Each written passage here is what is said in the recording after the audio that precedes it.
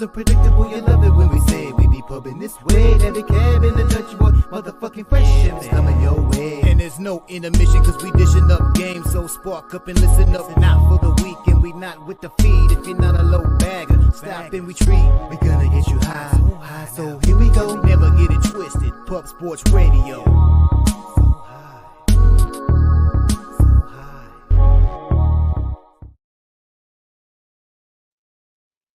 Welcome to Medicate Monday, the Sesh, presented by Pub Sports Radio, where the real ones reside. Salute to the ladies, gents, and D-gents for tuning in. You already know it's all love. I'm your guy, Dutch Boy Fresh. And I'm Daby Cabman. You know the deal. It's cool if you don't smoke, but here on Medicate Monday with me and my guy, Dutch Boy Fresh, on Pub Sports Radio, it's a lot fucking cooler if you do. So if you're going to, go ahead and load up that plane, stuff that bong, fire up that pipe, and let us know what you're smoking on. I see some strains already hitting the chat early. I'm glad to see that, but keep dropping those strains. We want to know what you guys are smoking on, man. Shout out to our guy, Jose, back there on the ones and twos, you know, loading things up early. I know he gets up early on Mondays just to get our clips loaded up, to get our strain of the day loaded up, to get our graphics loaded up. So shout out to you, Jose. The show doesn't work the way it does without you, so thank you. Shout out to the Don, OG of Pub Sports Radio, Jeff Slaughter. We don't have a channel without him. It's that simple. So show some love to Jeff Slaughter. Thank you, Jeff, for putting us up here. But most importantly, man, you guys showing up early and often in the chat. I love seeing the names coming in. Brandon Whedon, our guy OG Wham. He'll be up here with us in a minute. Pipe Layer. Dutch likes that name. Serious Business. 101 Benny. I do lay the pipe, homie. I do lay the motherfucking pipe. Something like that. Am I lying? Random Bozo. There's a name. Julio said none of that Delta shit. No, no oh shit! Oh shit! No Delta shit here. You can thank Dutch for that. That was a one-time thing. So did he just remind us what we're supposed to do? I'm not doing it. Right, I ain't touching. But I told you that's a one. Bro, I drink this much of it, and I'm never drinking no more again. All right, real quick, since we're on it, shout out to High Nine. They gave us a lot of flavors. All right, that's what I'll say. They gave us a lot of flavors. Oh, my God. Shout out to our guy, Guillermo Zertucci. Shout out to you, my man, California's finest in the building. We got our dude, Justin, or Julio, on the Granddaddy Purple. All I'm saying, Dutch, Granddaddy Perk from the 90s. Is everyone always refers to, like, people, they say, oh, you get a little bit of fame, you sell out. Now I understand what that means, because if I was sitting up here telling you guys that shit was good, that would be a sellout, because that shit is not good. Oh, yeah. For sure. Let me tell you this. Shout out to Mom Dukes with the plant man. You know, shall we be shooting me? My mom used to always give me the worst gifts. Now she goes, okay. Like, she just gives me shit that I could wear on the show. She's like, I just want you to wear weed stuff on the show, because she's a true connoisseur, little plant manager hoodie, comfortable as fuck. Shout out to Mom Dukes. Rocking it for you, top of the morning. Tech, what is? I always want to call that shit Tech 9, High 9. High 9 is what it is. Trying to make some moves, you know, trying to network a little bit. Daby Cab wants to shit on it, but I'm with them, man. We ain't gonna bring you no fugaziness. Why don't you go get one and drink it on camera then? I'm telling you right now, I'm not gonna bring you no fugaziness. I opened it up over the weekend, smelt it, and was like, oh, I don't know if I could do this. Luckily, the kid was over. Giving me all this shit, and he hasn't even. I let her try it, and she's like this, bro. And then the wifey tried it, and it was a wrap. I was like, I'm not trying that shit. The way they acted and the way it smelled, hey, I'm cool with it, bro. Shout out. Here's the deal, and this will prove it right here. If you know anybody that wants to sponsor us, we ain't gonna lie. So if you got good shit, send us good shit, and we'll sit up here and I'll tell you this is good shit. I'm smoking on right now. This is good shit. There's no way I'm going to sit here and drink those things. I just can't do it. And I wish I could. I wish they were fire as fuck. But they're not. They're absolutely not. And I will get sick as fuck, and I'll ruin my high drinking those things. So it's not for me, man. It's not for me. Some they are, but the flavor's not there. It tastes like you're fucking eating the worst vitamins in the world, I guess. You know, easy way to put it. But appreciate you, Julio. You know, appreciate you. Hey, you guys got me wearing khaki. I don't wear khaki too much, but for Mom Dukes, I'm gonna rock it. Go ahead, Cap. Go to Pub Sports Radio on Twitter real quick. Hit that retweet button.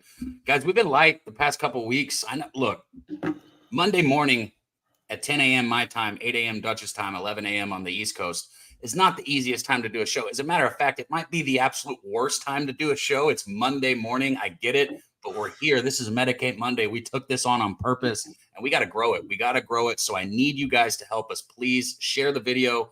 Put it in any group chat you're in, hit the like button, whatever you can, help us, because YouTube, it don't push us. The only way we grow is word of mouth from you guys. Shout out to you in there, like Nasty Nate, Marcus McCarthy, Irish King, good to see you, Mally Mal, all the real ones, man, showing up early. You guys are the only way we grow this shit. So if you can, go to pubsportsradio.com, hit that retweet for us, and also share the video. Send it out. We already got 7 retweets. Let's get it rolling. Yeah, let's run it up, man. Let's run it up. We get 200 live. We're giving away $50. Let's run it up, man. Let's run up the likes. Let's run up the retweets. Share it to your friends. Share it to anyone y'all in the rotation with. Maybe someone you want to get in the rotation with. It's a perfectly set up to something good. But yeah, shout out to our guy Nasty Nate on vacay and smoking the Han Solo. I like that. I had the triple burger, the Han Solo. Those strains are pretty good. Marcus McCarthy, it's good to see you, my man. It's good to see you. Irish King, I see you, my dude. Mally Mal in the motherfucking building. All the real ones showing out as always. As we did mention, been a little light on the numbers. We stopped doing the paying for the retweets. Motherfuckers don't want to retweet no more. Let's see what we can do, man. Let's run it up. We have a huge, absolutely fucking loaded Medicate Monday. Of course, we got our guy Razor Sharp Picks coming off a winner from last week. We got our boy Collins Clips unloading the motherfucking clip here. And we will be debuting, his new intro, which I'm going to tell you right now is pretty fucking fire. And speaking of intros, I mean, god damn it. Before we get to this, Kelly just blessed Stacks, I think. That's an intro right there to bless I think he just blessed us. Run that shit for our guy Kelly McInnes, a true real one. A true connoisseur, tagging us in his weed picks all the time. We appreciate you, Kelly. Much love to you, our friend from Canada.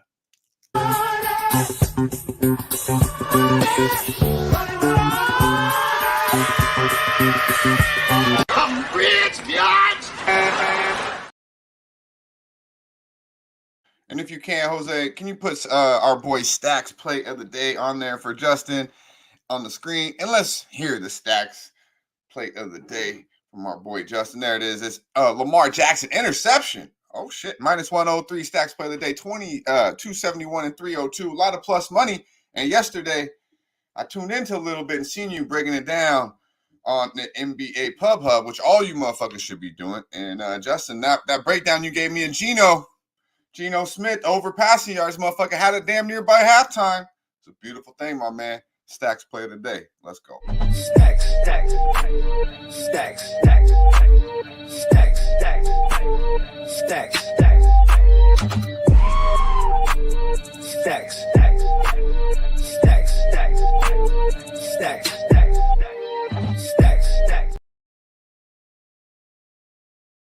Good shit with the stacks. I like that, Lamar. Look, I like the Baker one. I wonder what Baker is. He might be -115, -120. Oh shit. He didn't catch. Oh shit, my bad, Justin. Hey man, this motherfucker was throwing the ball all over the field. How did he not catch that? How many did he have at halftime? Good dick. And now he laughs about it too, Justin.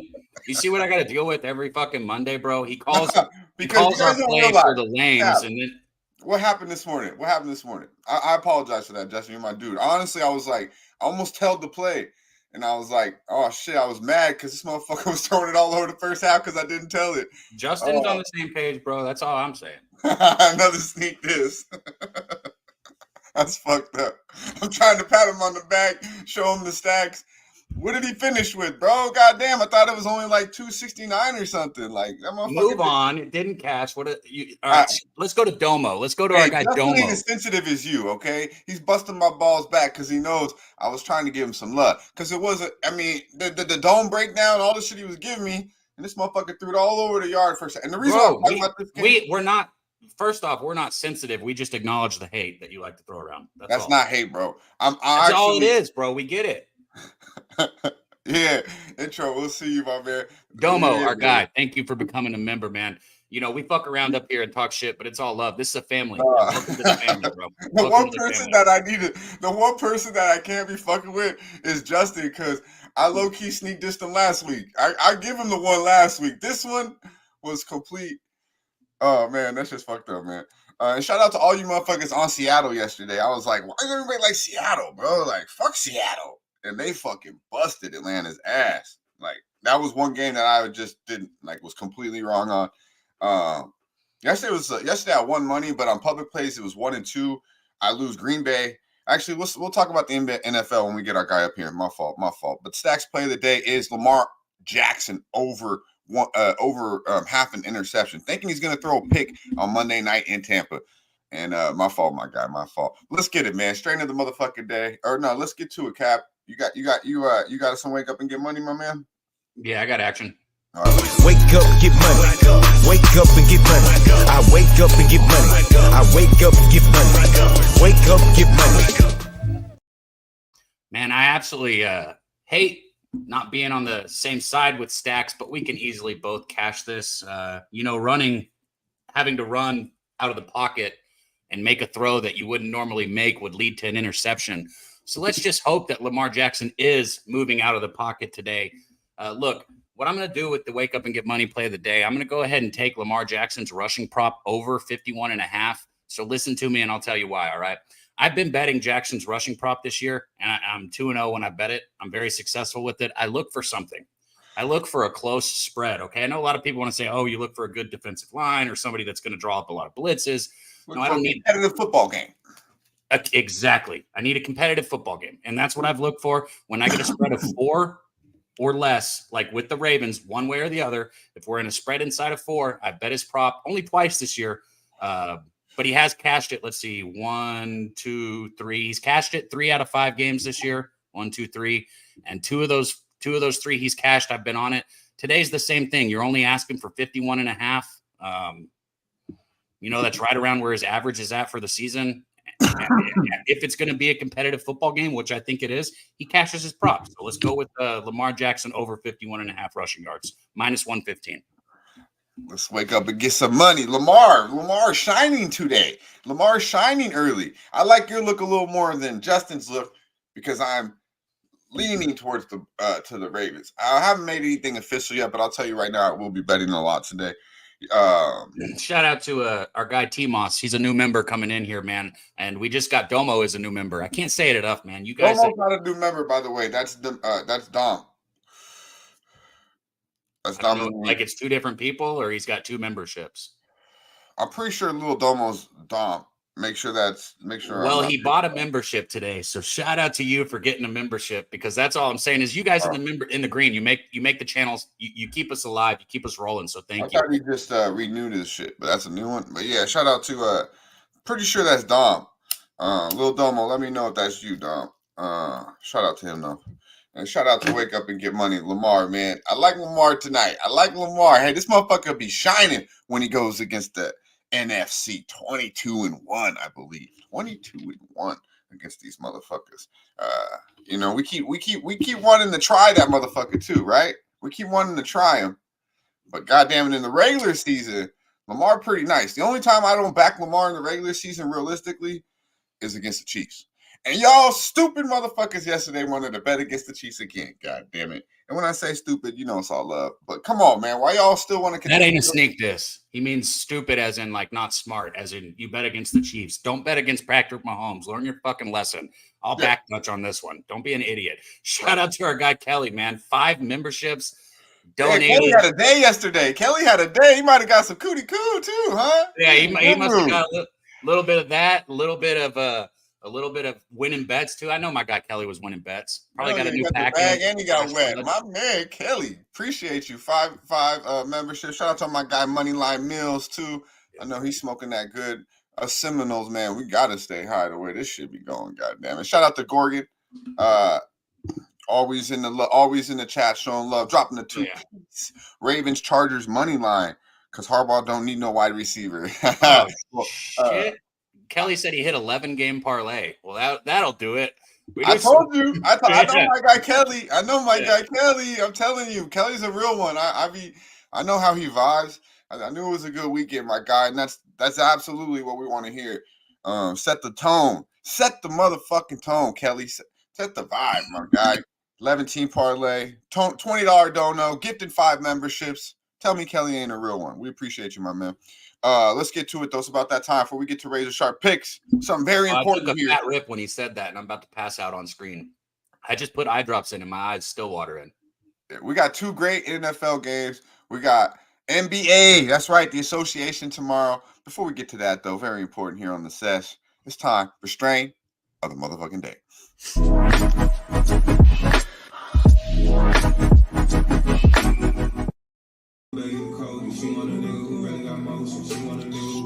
of the day. Gelato 45.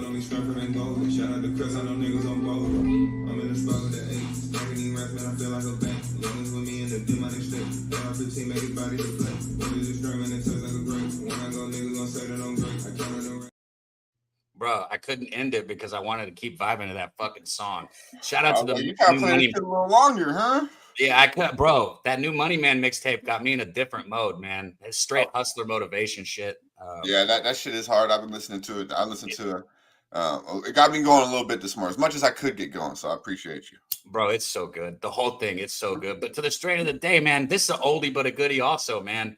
I just, I had a couple other strains, but I wanted to bring you guys this one, Gelato 45. I know everybody in here has probably had it, but I will say it's about the cut, it's about the grow, right? Girl Scout cookies crossed with the sherbet, it's sweet flavor profile. It's got hints of pine, a little bit earthy. This is one of the better cuts of Gelato 45 I've ever had, which is why I wanted to do it, even though it's a strain that people have had. I mean, I know you saw the video, and I'm gonna be honest, my video doesn't even do it justice. This shit is gas. Yeah, this shit is gas. It looked really nice. What was Coin's fucking damn it, Coin 25-5 when the ATS Lamar is when the line is 3 or less in a regular season. Well, it's Lamar 3.5 right now. So we need that bitch to go down to 3. I'm waiting too, because I know a lot of motherfuckers like that Tampa Bay money. Thank you, Jose. I appreciate you. You know how to get it down to 3, even though this doesn't actually fit the trend, but you know what I'm gonna say, right? You just gonna buy it minus 130? Nah, go first half, baby. Oh yeah, hey. I'm so slow right now, bro. This is how you can tell. I've literally slept like 3 hours in the last 2 days, maybe 3. It's fucking insane. I never sleep through the sesh. If you didn't call me, my ass was sleeping. I can't hear the number 3 without thinking of the Georgia Bulldogs. Let me just say real quick for everyone that was on Texas, motherfuckers. I told you here on Monday. I don't know. Is that a pup? A puppy? Nah, bro. We're biding our time. That's a puppy dog.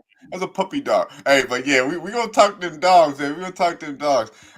Rangers are about to come burst eardrums. I just wanted to give you guys. I already knew tonight. I was gonna be like, you wake up and get money, which I knew. I was like, is it gonna be Henry or Lamar? Because I like both of them, but I thought maybe you were gonna go Henry today.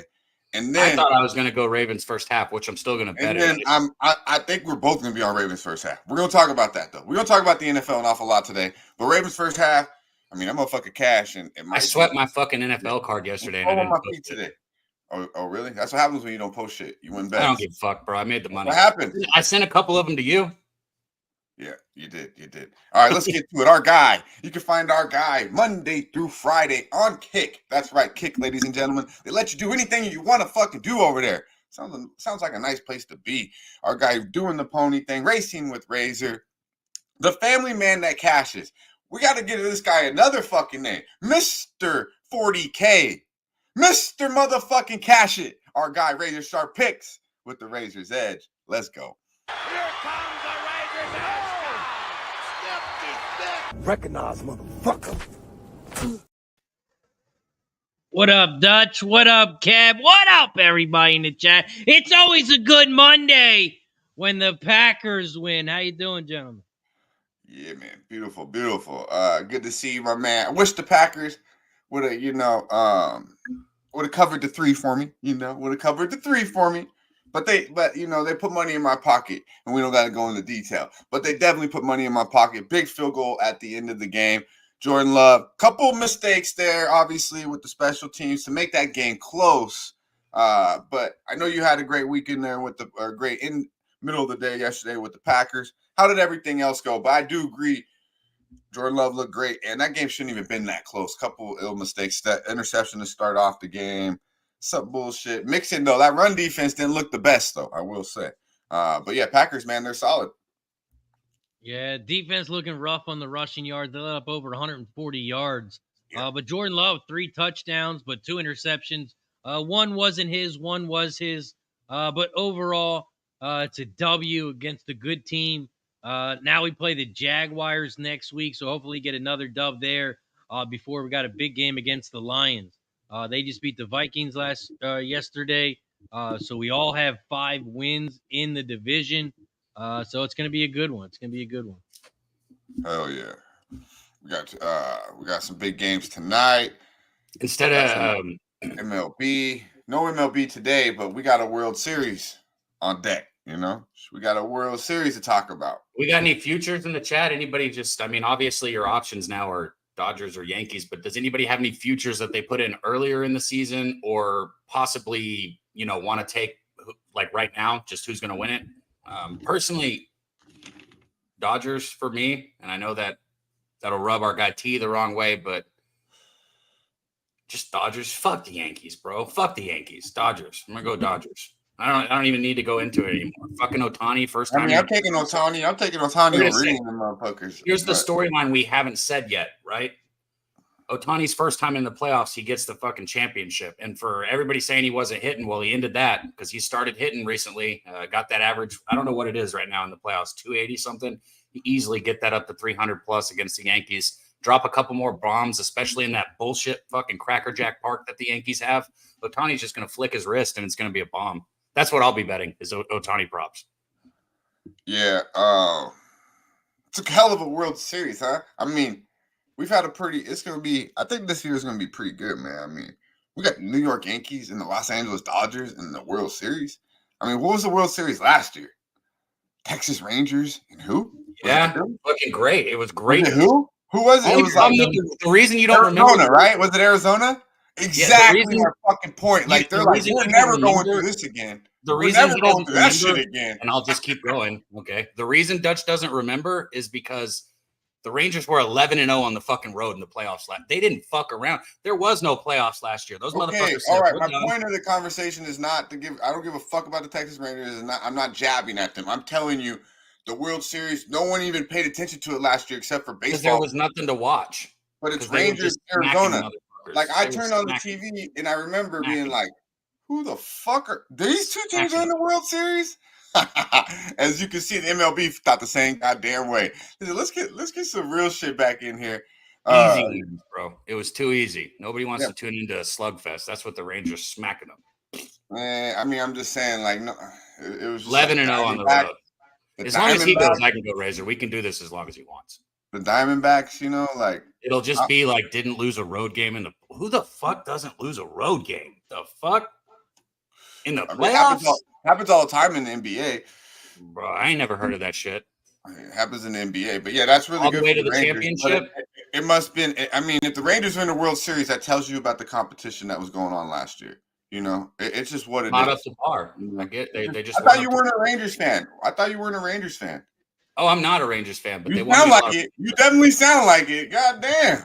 I'm just saying that the Major League Baseball made sure that they got marquee teams in the World Series. I mean, we went from Arizona and Texas to the New York Yankees and LA Dodgers. If you can't see what the fuck I'm trying to say, it has nothing to do with actually Texas Rangers, But Dutch, I knew what you were saying the first time you said it, which is why I started talking. What? I knew what you were trying to say from the beginning, which is why I fucking backed the Rangers. What do you mean if I don't know what you're trying to say? Can we move on now? I said, the Rangers, I can do this as long as you want.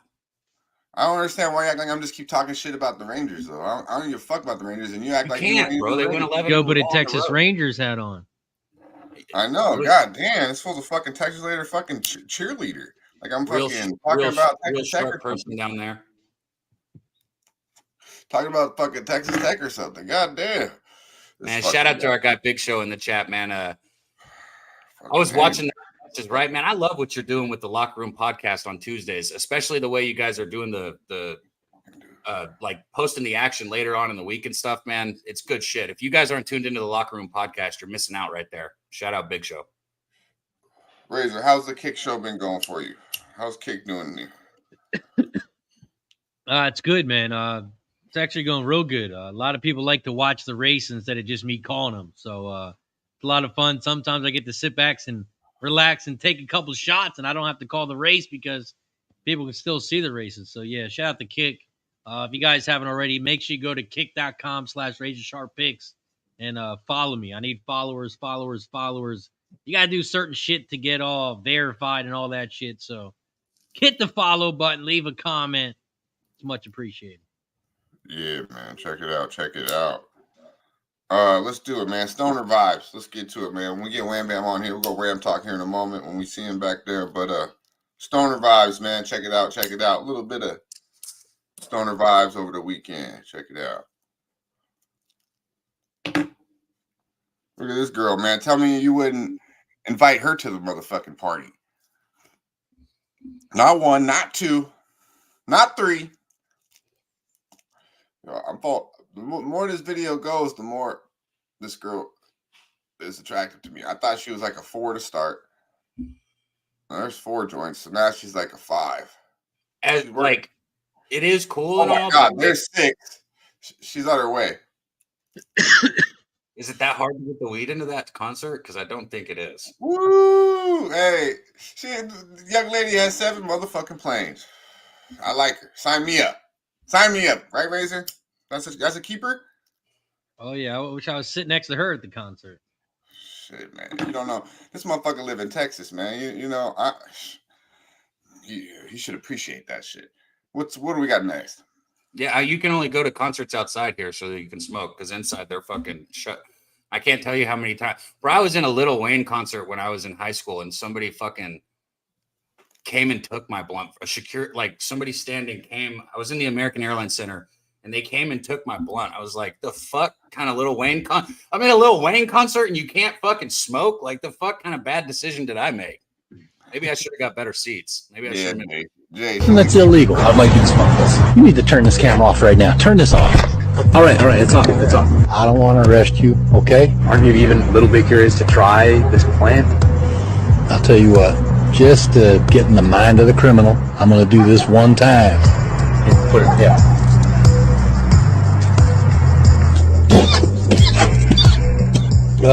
You feel any different yet? I don't feel nothing different. I can't believe it. I've been high for 10 minutes and I've got no desire to burn down a school. Do you know how many high school students I have tackled and sat on? Woo! Hey, where would a man buy a hammock at this hour? You want a hammock? We'll get you a hammock. We'll have 2 hammocks. Holy shit. I got this overwhelming urge to go to an aquarium. They got them sea lions over there swimming around. They look like a little water doggies. What you looking at? That's a fence. There ain't no fence. It'd be fun to do the acting for that. Makes me think of fucking Start of Pineapple Express. That's the very first part of Pineapple Express is the best part of that fucking movie. You guys know that part that I'm talking about? I'm gonna go to the court. That shit was funny. Are you okay? Now, you okay? Yeah, I remember my first time. Shout out to the Boston Tea Party. But if we all had one of these, if we just were like Razor and hit 40K, we might fuck around and get a pre-roll robot. See, last week when we talked about these things and I was like, what can they do? This is the type of shit I'm talking about. Like, can they do this? Because if they can do this now, like, I might go iRobot and have a robot walking around my house. When we were in Vegas, we needed one of these bad. We had it for one day. Shout out to that homie that came with Ski, man. I'm so glad he was there. But a personal roller is a real thing that you need. Yeah, man. It really is. Like, I like to roll. Don't get me wrong. Like, I enjoy rolling. And I mean, how much weed do you think is getting wasted by the robot? That's why I wanted to see a good roller. Like, I don't know. I tell them like this: keep my shit legit. I want my shit to burn right and don't waste none of my motherfucking weed. Those are the rules. All right. Those are the rules. And then hopefully he ain't fuck it up, man. But hey, I'd be kind of dope though. I be seeing a lot of these memes though.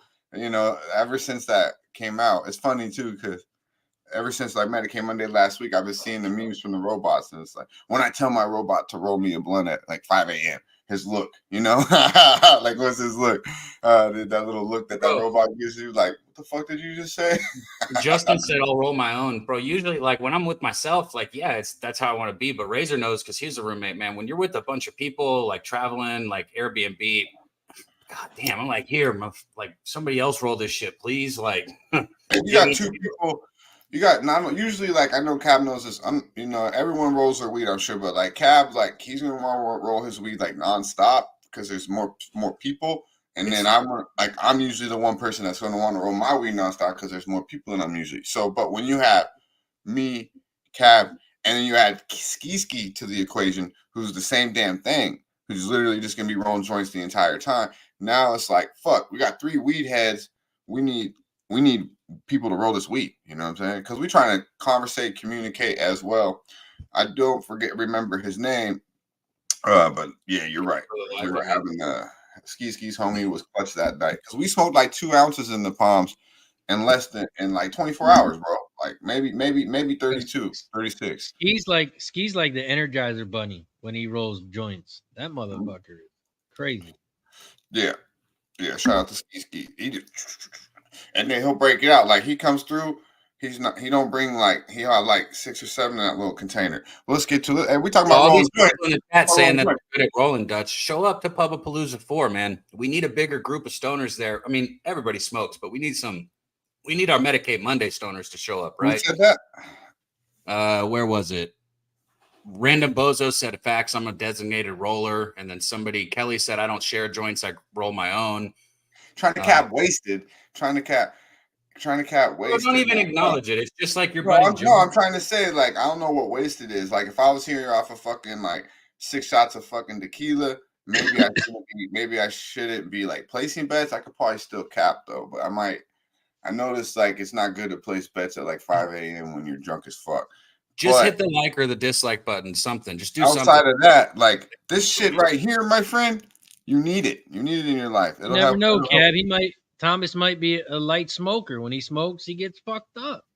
It'll help. Smokes different. You're talking about like some of the people that were there with us at the Airbnb, right?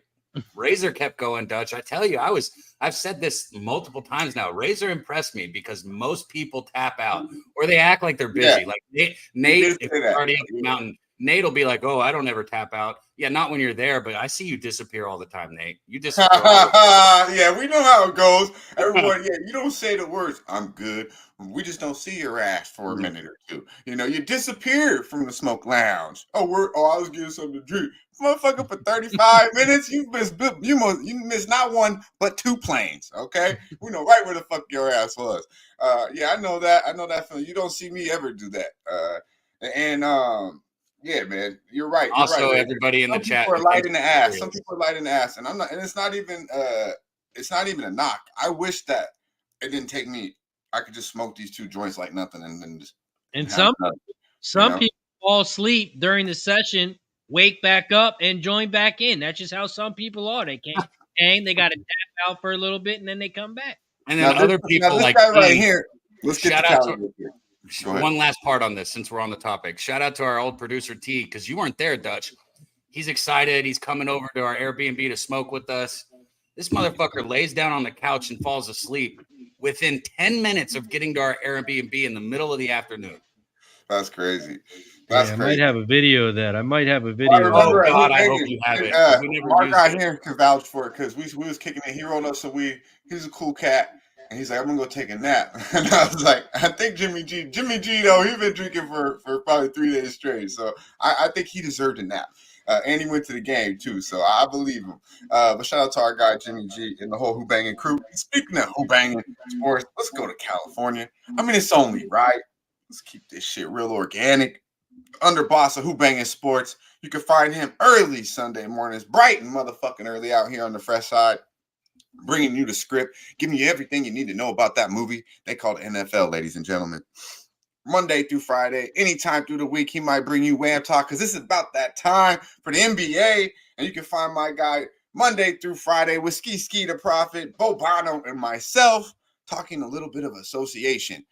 Let's talk to our guy, Wham motherfucking Bam. Wham talk, let's go. You need to talk to me. It's not what you know, it's what you can prove. Yeah. Yes, sir. Yes, sir. Please hit the like button, ladies and gentlemen. Please hit the like button. AOD, Molly Mall, Justin, Nasty Nate. What's going on, Nate Dog 420? What's going on, Donut Skills? Shout out to you, bro. Shout out to you, Random Bozo. That's a dope ass name. That's a dope name right there. Julio Villa. Shout out to you, Cab. What up, bro? Dutch. Razor, I'm on here with Razor, man. You know it's a good thing, man. Mr. 4K, 40K himself. Hey, listen, let me hold $1, brother. Just let me get $1. I'll just let yeah, he's a love you know you invited to the Christmas party. Hey, you invited this year, bro. No, look, when he said somebody that go to sleep and wake up, yeah, that's me, bro. That was me. I wake up, I fall asleep, I wake up. But I will return. That's for sure. Oh, bro, it's all love. Somebody in the chat said, I think they said something about Cab always trying to have big dick energy. Bro, it's all fucking around, man. I treat this shit like a dugout. Call him out. Let me just say this. Nate's my guy, bro. Nate's my guy. It's too early for me, homie. Whoever said that in the chat, I see you, though. Well, you like him talking about my big dick? Is that what it is, Dutch? Oh, here we go. Stop. Here we go. Look. Hey, Cat or Wherebam. You know he's always like this. Who's saying who's bringing up dick with the kid on the screen and everything? He can't even help bro. Watch what you say, bro. Kid's here right now. Come on, man. Respect went a little bit, man. Straight to circle, way too quick. It's all good. There's a time and a place, my friend. There's a time and a place.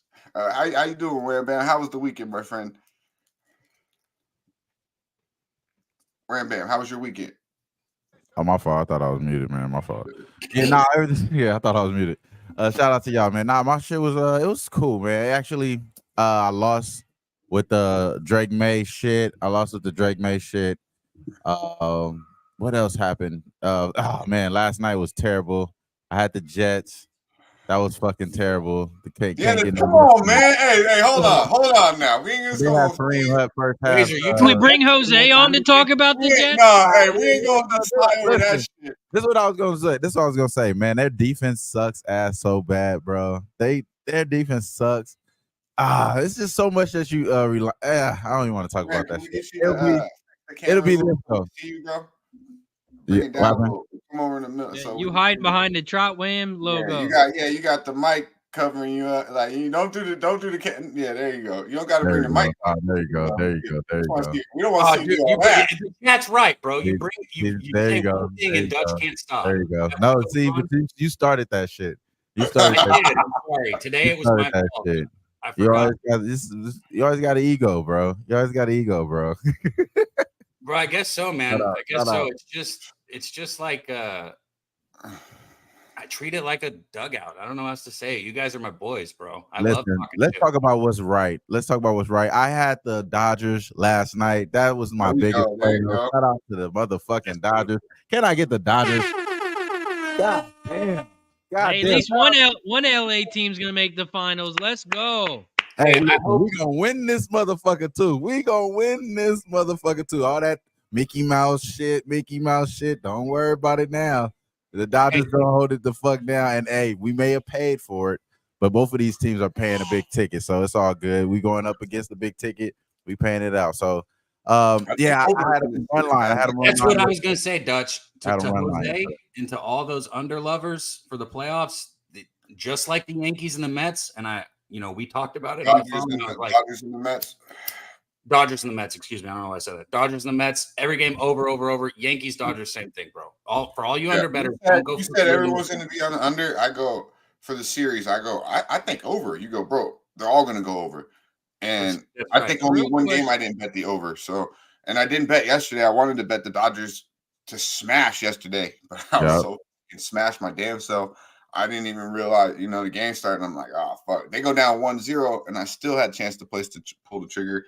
And it's just, man, when you only sleep you just don't be thinking clear. You're like, oh yeah, I'm supposed to do that, and then you just don't do it. You know what I mean? Like it's just crazy. But shout out to the Dodgers. Man, who's LeBron rooting for? Who's LeBron rooting for? Whoever wins. Whoever I wins. know, huh? Hey, he got the Yankee hat on with the Dodger Whoever shirt. wins. This motherfucker. He got the Otani jersey on with the Yankee cap. I can see it That's now. crazy. This motherfucker.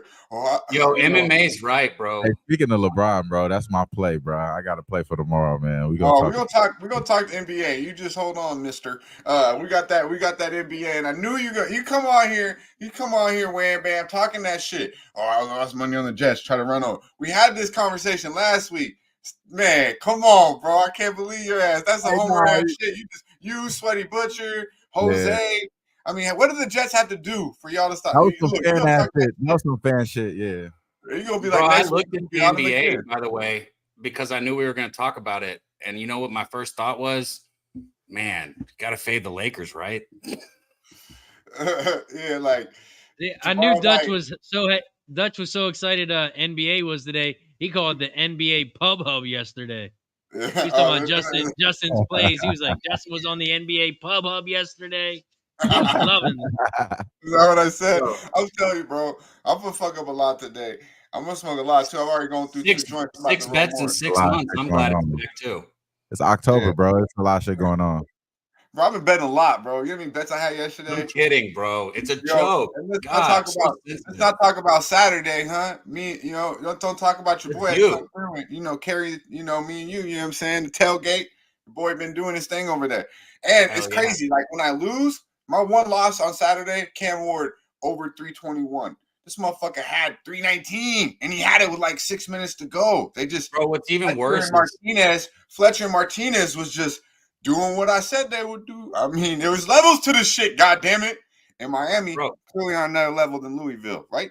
I thought to myself, because I was live for that game, and I thought about your prop. I was like, no way he doesn't have it. And I looked, and I was like, God damn, bro! Like he was like just a few yards short when I looked too. I was like, because every time he threw the ball, it was like yards. He just didn't have that many attempts like you thought he would. And for 319 yards, it wasn't that many attempts because his ass, they're running the ball. I mean, Martinez and Fletcher were getting fucking 8, 9, 10, 11 yards every time. Fletcher had a big fumble. Those Played really well. We got Kong's clips in less than 10. So we'll get to that. We're going to get to the Razor's Heads here in a moment. And then we'll have a lot of plays here. So get your pen. Get your little note tab ready because we're going to get the Razor's Edge coming off a winner last week. And then we're going to get 5 minutes of our guy Khan's clip who's going to unload it. I'm sure he's got 2 games tonight to take advantage of. And these first quarter plays, our guy Khan's clips, I don't get to say too much because we don't get him for too long. I kind of want to just let him do his thing for the 5. Been killing it on these first quarters. College football the last 2 weeks have pretty much been 500. But his first quarters on the NFL games, he literally he either gets them all or misses like one, and he gives you guys about 4 or 5 of them. He's going about 500 on his anytime touchdowns, but these first quarter looks, pay the fuck attention because they're cashing, and they're cashing before you even finish your first drink of the game. It's a beautiful thing. Before we get to that, our guy Razor been doing big things, but who had a big week this week, and it was our guy. We had a big week with the Georgia previous week over the weekend. Big week in college football. I don't think it got any bigger than the Georgia Bulldogs. And old Kirby was pretty hyped up after a big game on Saturday. Nobody gave us a chance. Dogs, baby. Your whole network doubted us. Nobody believed us. And then they tried to rob us with calls in this place. And these guys are so resilient. You know what I mean? We talked about intent. What was our intent when we walked on the field? Our intent was not to take pictures, not to do all the superstar stuff. Our intent, our intent was to eat. Oh, there's too much for me to unpack to start talking right now on this, but I'll say like a little and try and be quick. And I want to come back to this just because the landscape of college football. First off, Texas fans, you're not dead. You lost to the Georgia Bulldogs. They are still the Georgia Bulldogs. We just got confused by that Alabama game. Like I said throughout the week, look at what they did to Clemson, who is now easily in the playoffs if the season ended right now. Clemson is a good football team, right? You take out a small section of that first quarter, first half, whatever you want to say against Alabama. The Dogs are the number 1 team in the country. It's okay. Texas, you're not dead. More to unpack here, though, to talk about later. so much. Such a Yeah, good we game. got a couple more clips too to get to over the. We'll get to them. We'll continue this college football theme. But before we get to the rest of these clips here and the dogs, big time. I love it. And you know, all I said was the breakdown was it's Georgia. It's on the tailgate was it's Georgia and it's 5 points. I mean, sign me the fuck up. I mean, they're too good. And Kirby Smart versus Steve Sarkisian. There's levels, bro. And you can hear it at the end of that game. Kirby Smart, he said, all we wanted to do was eat. And that's the mentality he's putting in his boys. And that's why you see the dogs play like that at times, like they played against Clemson. Going back to this, you know, is I don't like, you know, going over what I said, but I said it before the game. Texas had not played a top 50 quarterback going into that game. No, their schedule was light as fuck. Michigan wasn't that good, and obviously Oklahoma's down. I mean, look at them against South Carolina. And Wham, I know you're a big Georgia guy too, so we'll talk. We'll talk about this a little bit more. We'll stay in college. We're gonna lose Razor though. Let's get to Razor. Yeah, exactly. So let's let Razor do his thing. We don't want to rush him, but the man's got shit to do. Razor sharp picks, going for winner number 2. Let's go. Here comes the Razor's edge. Recognize, motherfucker. Shout out to everybody in the chat. Hit the goddamn like button if you haven't already. Subscribe to the channel. Hit the join button if your name's not in green. And we are going for 3 in a row. We are hitting 62% on Medicate Monday. Let's keep it going. Cheers for everybody. Yeah, cool if you don't drink. It's just a lot cooler if you fucking do. And while he takes that drink, 62% on the whole year, my dude. 62? Where'd they do that at? We head to the NFL. Actually, just to be transparent, every play that we have ranked here has been a $400 play. For me personally, I'm betting more on this game. This is a $500 gambler's first glance, Razor's Edge play of the day for me. But for show purposes, it's a $400 play. And I'm headed to Tampa Bay. Bay and the Ravens. You guys can have that first half shit, but I'll be taking the Bucks plus 3.5 at minus 105 for the full game. Now, let me tell you why. 70% of the bets, 69% of the money, all on the Ravens. Line opened up at minus 4.5, dropped to 4. Guess what? It's even better for you bitches now. It's at minus 3.5. Even at the money line, 81% of the bets, 74% all on the Ravens money line, and that's dropped minus 225. It's all the way down to minus 185. The Ravens, it's a non-conference road game. They're going to have a short week next week, and that's all they care about is next week when they have a big division rivalry against them Cleveland Browns. Tampa Bay, they're running hot, 10-4 straight up their last 14, 6-2 straight up their last 8 home games, 6-2 straight up when they are underdog, and 6-2 against the spread their last 8, 9-3 against the spread. I could go on and on, baby.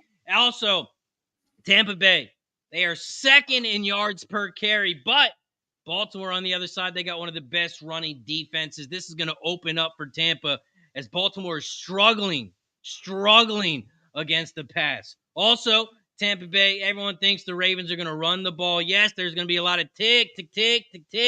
Don't say that or that's going to be a copyright and you owe me $1.50. But the defense for Tampa Bay, they've been stopping those big running offensive. Washington, Detroit, the Falcons, the Eagles, those are 4 of the top 5 rushing offenses in the league. And tonight, it makes it 5 out of 5. So it's not going to be hard. Well, it is going to be hard, but it's not going to be as easy for Baltimore to run all over this defense. Tampa Bay is going to step up big tonight, coming off the big hurricane. Everyone is going to be in that stadium. They want to get away from that atmosphere. That's where you go tonight for that football game. Tampa steps up, not for themselves, but for the crowd and the state of Florida as well. Tampa Bay plus 3.5. I got it at minus 105. $400 Razor's Edge play of the day. Well, goddamn. That's enough for me to not worry about first half. I'll just take it. Love it. Great breakdown. I was up in the air about this game. I thought there might be a little too much, but I will tell you, Razor, when I looked at this game last night, I know you got to go, but when I looked at this game last night, I said this has Razor's name all over it for the Bucks plus 3.5 because I was looking. It didn't make me feel that. I was like, maybe it's the Ravens first half here. Now, I will ask you real quick, though, before you go, and we see it in the chat, under. Would this be a game that you might sneak an under out, or do you see points here? It's a pretty big number. And both these games have just went over and over, or not these two meetings, but both teams' games have went over in recently. Yeah, especially with that points starting at around 50. Once it gets in the 50 range, you got to think over because most of these games, prime time, they usually get a little bit lower, but this one's moving up. So I would actually lean to the over. That's why I stayed away from the total on this one. I think there's going to be some points. I just think Baltimore is going to let up a lot more with that pass defense. It's suspect, and I think the Tampa Bay is going to get it done. Completely. I like it, my man. Razor Sharp picks. What you got going for the rest of the week, my friend? Man, this time last week we picked up $40,000 over on Kick. So head over to Kick right now, kick.com/Razor Sharp Picks. Hit the follow button, and then when this show is over, head over there. You can watch the races with me. I drop my bets in the chat. We have some great handicappers, and one in the chat right now, Fat Wally. He drops his bet, so make sure you tune in. Racing with Razor, and I will not be here next Monday. It's a vacation time for me, headed to Florida for the week. So I'll be off next week. I'll see you in 2 weeks, gentlemen. Vacate mode. Much love, Razor. Shout out to Razor. Hell yeah. Shout out to our dude, Razor. And shout out to you guys in the chat, man. I know we're about to get to Kong and go quick. I'll let Dutch intro it in a second. But real quick, man, if you guys can, hit that like button and pump it up. Let's get people in here. You know, we're around 150. We've been over 140. We can get there. We can get to 200. We just need to, everybody stay in here, share it, get more people in here. And we got a lot more action. We got NBA to get to. We got more college football to talk about. I've actually got some early lines I want you guys to bet. If you tell me, which I hope you have been, because we're cashing this season. So, we got a lot left. We got a lot of action. We got a lot to talk about. We got 14 retweets, ladies and gentlemen. That's pretty light. If you go to Pub Sports Radio, retweet it. We're about to get a lot of plays. Have your pen and paper ready. Have your notebook close, because we're going the hottest 5 right now. We're getting college football, and he'll have 2 NFL games tonight. I believe he'll have plays on both. Our guy, you can find him right here only on Medicate Mondays. The Sesh unloading the motherfucking clip with the hottest 5. Our boy Con's clips. Let's smash. Let's go. Yeah.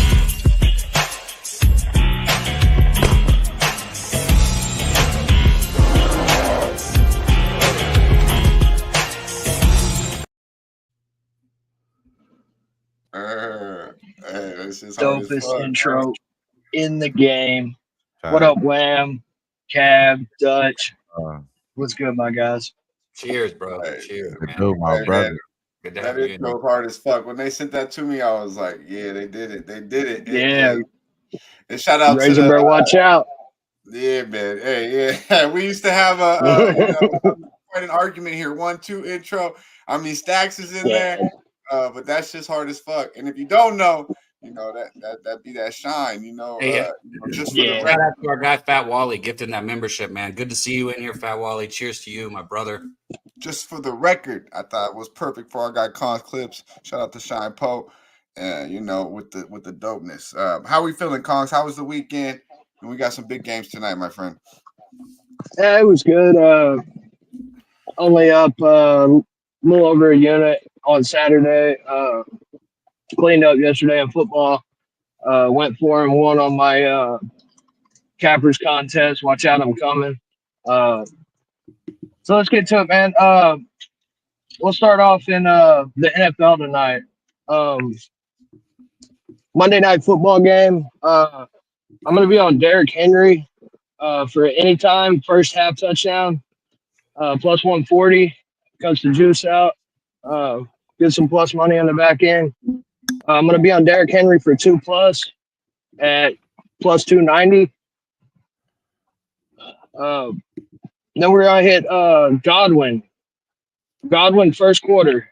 The rest of these, I'm pretty sure, are first quarter props. Godwin, 15.5 first quarter receiving yards. If y'all remember, we was hitting these first quarter props. Godwin was at like 5.5. We're moving lines, but I think he gets there. Like Zay Godwin. Flowers. Yeah, Godwin's eating right now. Zay Flowers, 10.5 first quarter receiving yards. That's minus 115 as well. And I'm also going to hit Zay Flowers' longest reception over 21.5, minus 114. You're going to see Zay Flowers on an out route at some point in this game, and he's going to get a deep pass from Lamar over 21.5. Mike Evans, first quarter, over 9.5. So the way I look at this is that we play both of them, Godwin and Evans. Almost guaranteed to hit one, in my opinion, but we got a chance of hitting both of them. And I've been doing this. We've been cashing a bunch in the same game. Love it.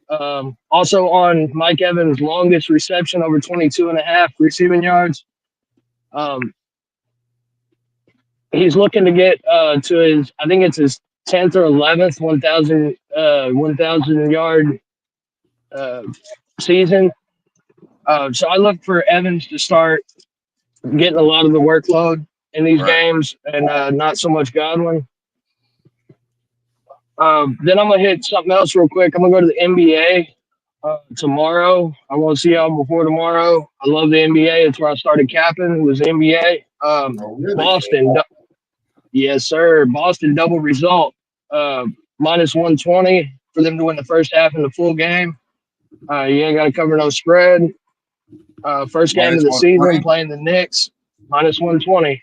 I also looked at, I haven't pulled the trigger on it yet, but the first quarter, to win the first quarter and the game is plus 105. I'm probably going to get there, but I haven't yet. I like that. I like that first trifecta. I know that's ring night, ceremony night, you know. But yeah, man, I like where you're going there. I like where you're going there. Go ahead. Yeah, at the end of the day, we're still talking about the Celtics. They got a bench that's going to come in and put up points, and I think their bench is better than the Knicks bench. So second quarter, I like that look from Nasty Nate. But give me the first half and the full game. On to college football. This weekend, I'm going to be on Indiana minus 6.5 playing Washington. Everybody was saying Indiana had their biggest test coming in Nebraska, and they dismantled Nebraska 56-7. That'll probably 56 be a by kickoff to 7. Yeah, so grab it now. You get under a touchdown. Anything under a touchdown, I love it. This team has got it all. I mean, everywhere: defense, special teams, offense. Anything under 7, I love it. Miami, Florida State. So we seen last week, Miami playing anybody with a capable offense are going to give up points. Florida State's not that. So I'm taking Miami minus 21.5. I see Miami putting up 40 or 50 points. I don't see Florida State getting to 20. Ole Miss minus 20.5 over Oklahoma. Ole Miss off a loss and a bye week to now play this anemic Oklahoma offense. I'm on it.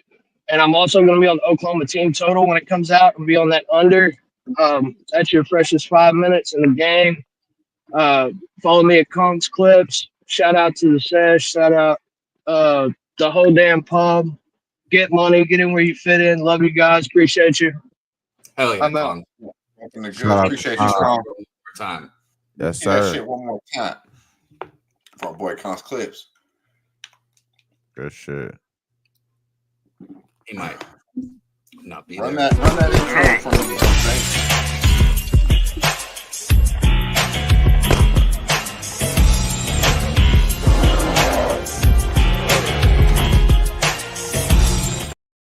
Now I'm just gonna say this: we better hear Jose's too, because if that one is copywritten, I know this one is copywritten too. So that beat right there sounds definitely familiar. You know what that is? Well, like the wake up and get money is fucking Paul Wall. Oh, for real? It's weird what they allow and don't allow, bro. Yeah, His show and, doesn't even like he kind of has other stuff going in the background, but that's that's Shine, bro. You know, remember his show Shine? doesn't even raise money. I said it earlier. Just for the record, it's that Just for the Record track where he's it's when he's locked up for that bullshit that old Diddy boy put on him, but it's actually about 50 Cent. It's about 50, you know. It's about 50. So Hey, if you don't know that, if you don't that beat is so fucking hard, bro. And if you don't know that, you don't know, go check it out. Shine Poe, back when he was locked up, and it's Just for the Record. It's a dope ass song. I listen to it every day. The thing about those first quarter props, and we've watched him cash here on the show now, right? I know it's a lot of action. It's not, we have our guy Razor come up, and it's one bet a week usually with us. I know it's different, but what I'll say is we've been keeping track of it, and god damn it, he's winning his bets. And what I think about those first quarter props is you're in scripted plays. So do you think Flowers is going to have a target for 10 or more yards in the first? Absolutely, I do. If I'm scripting plays, he's getting the ball at least twice in those first 15. Like, and shout out to absolutely. Shout out to Chi too. I've been meaning to give Chi his props for that intro. Gave Jose my idea. They brought it together really dope, man. Appreciate that. That lettering too with the concepts. I don't know if y'all noticed, but you see the weed and the emblems in the background. Hey, that shit's gangster. That shit player. Nice and good detail. Good detail. Yeah, for sure. It takes some time, but the shit comes out right. And I say if you're gonna do it, just do it right. God damn it, So I appreciate you. Shout out to Jose for making that happen.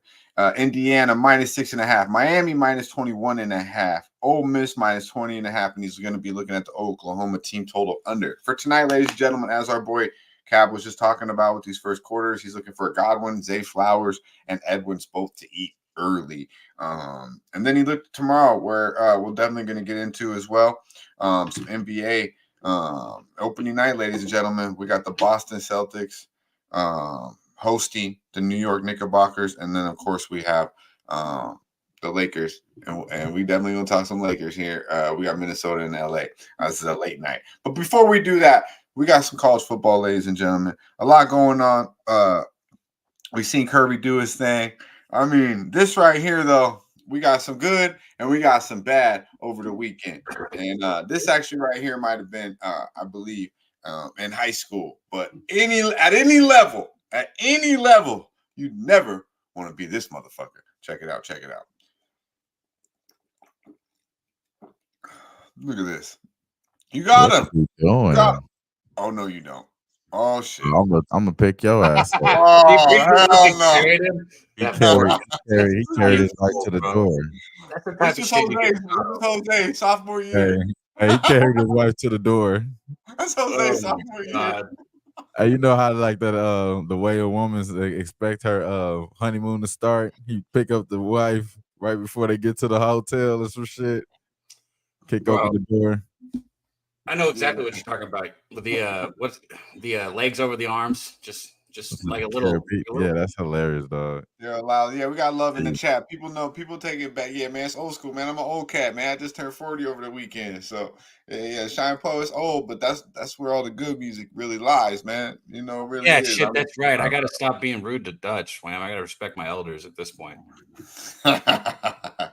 This motherfucker, man. This motherfucker right here. I still got a whole other hour to go. Hey, I still got a whole other hour to go with this motherfucker, Wham, man. I'm gonna have to roll up again. I already put 2 planes down. I know. I'm about to have to like. I'm not gonna lie. Like those were like normal joints. I usually roll like the fattest joints as possible for the sesh. So that those are like normal. But I had like 5 minutes to roll joints. So when you're rushed and you're like can't really do what you want to do. Yeah. Yeah, you're like. I rolled these motherfuckers. I was like, damn, these ain't even that big.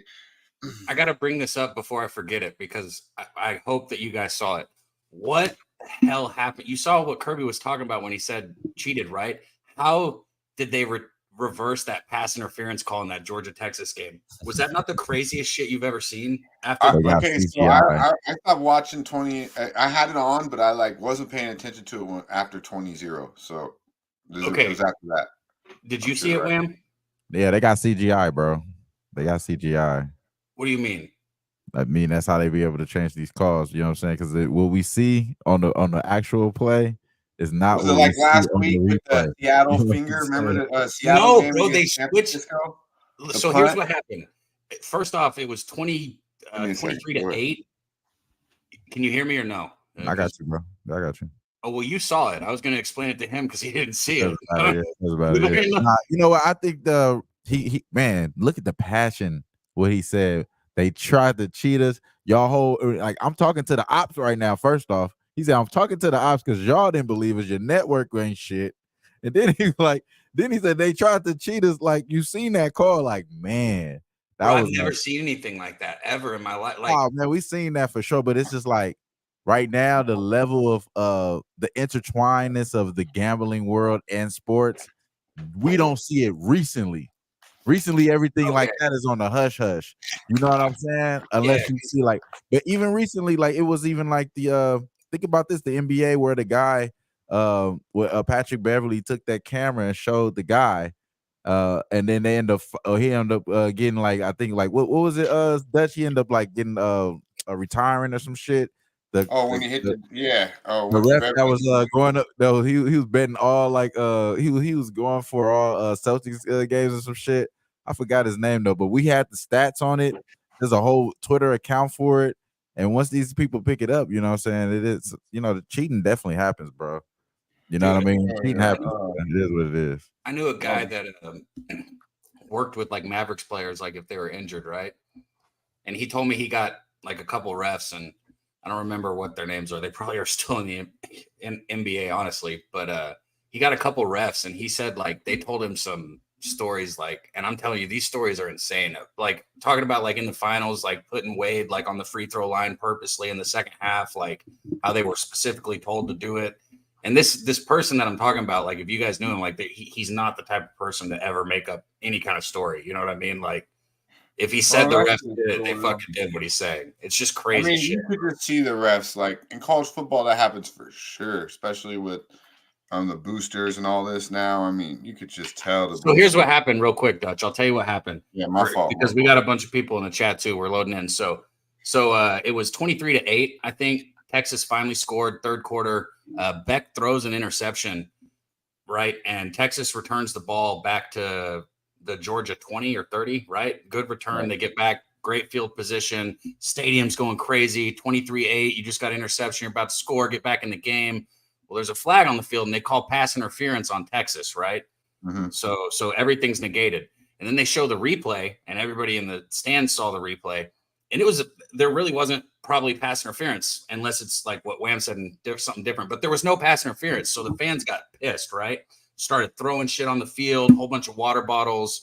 They had to stop the game. Sarkisian ran over there to talk to him. Anyways, after the field got cleaned up, which, shout out to the band and everybody there that did it quickly because whoever it was, it went quick, right? A bunch of people hopped in and did it. They turned the call over. They said, never mind, there's no pass interference. You can't even do that, right? No, you can't do that. You can't review. You can't do that. Okay, so yeah, that's crazy.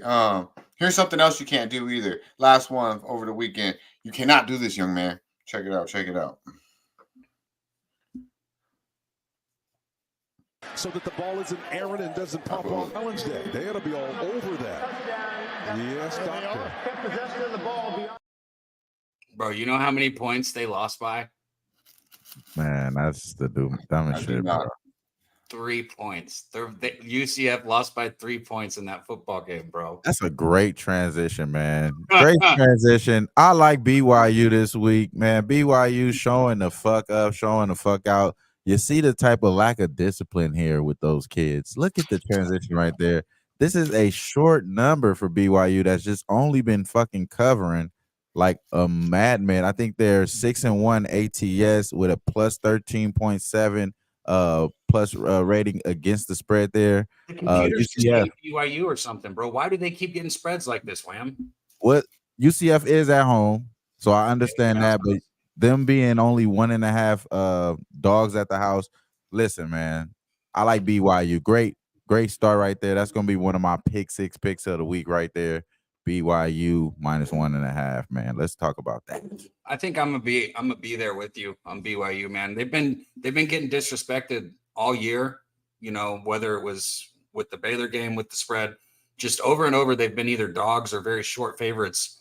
You know, not only are they 7-0, you know, but they're covering spreads, and that's what we care about when we're talking about these teams. And who's even going to play quarterback for UCF? Do we even know? Are they going to stick with Jefferson here? Because, you know, he hadn't been that guy, right? He's shown that, you know, 7 touchdowns, 4 interceptions, 59% completion rating. Jefferson's just been terrible. Shout out to him for cashing the rushing prop both times I bet it, but I won't be betting it here, not against BYU, because I think this is, you know, bully ball territory. And this line's already moved to 2.5, Wham. So, you know, as we talk about it now, I would say if you're interested, take it, because I'd put this line at 3.5 at least.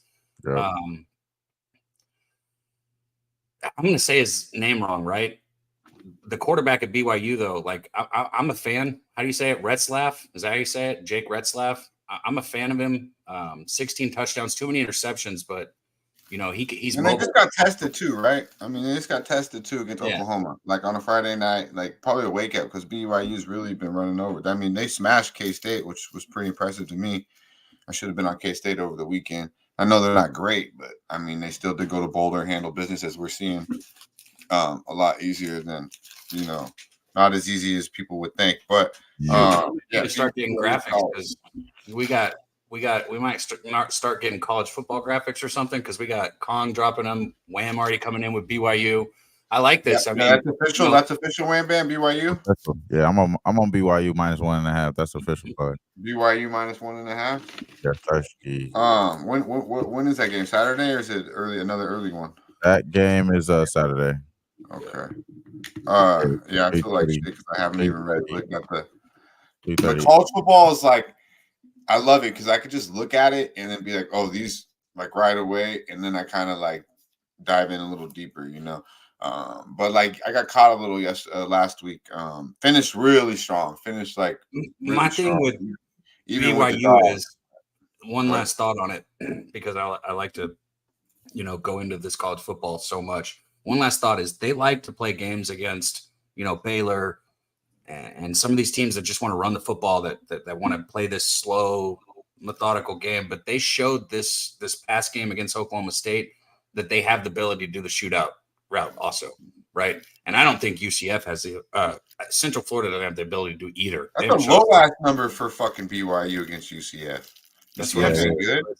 Colorado, UCF was favored by 14. Oh no, never mind. Sorry, my bad. That's I'm thinking of South Florida. But both those teams are fucking bums. Honestly, they're not that different. UCF lost the last 4 games, bro. Yeah, we I just showed the reason why they lost the last game. Like, yeah, I just showed the reason why they lost the last night. Like, I mean, I think the one game against TCU, right? But TCU's whatever, you know. But let's talk about actually let's see something. I want to see something of that. This one's perfect. Before we continue to let's break down some college football here anymore. I'm sure there's some more games that. Give me the option of what games we can hit, Dutch. Before you move on from college football, let me throw out a couple I want to hear you guys' thoughts on and stuff. But just keep going. Yeah. All right. Before we do that, as you can see here, after calling clips, well, shit. And that's pretty much about perfect title for this next one here. And this actually was in San Antonio. I wonder if Jose was there. It's Jose in the video. What are you talking about? Look at his little...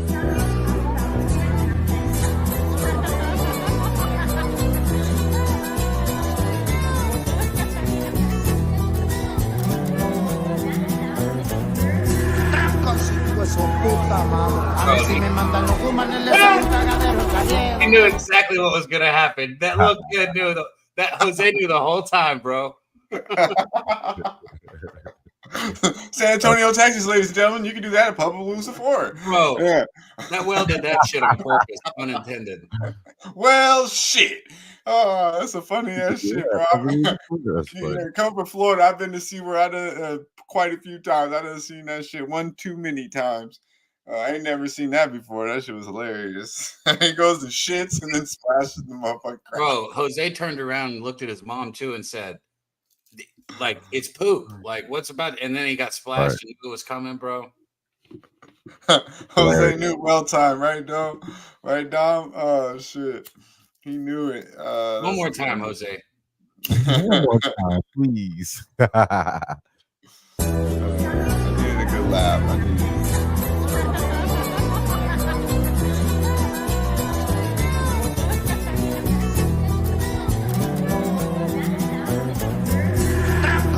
Su puta madre. A mí si me mandan los humanos les hago un cagadero caliente.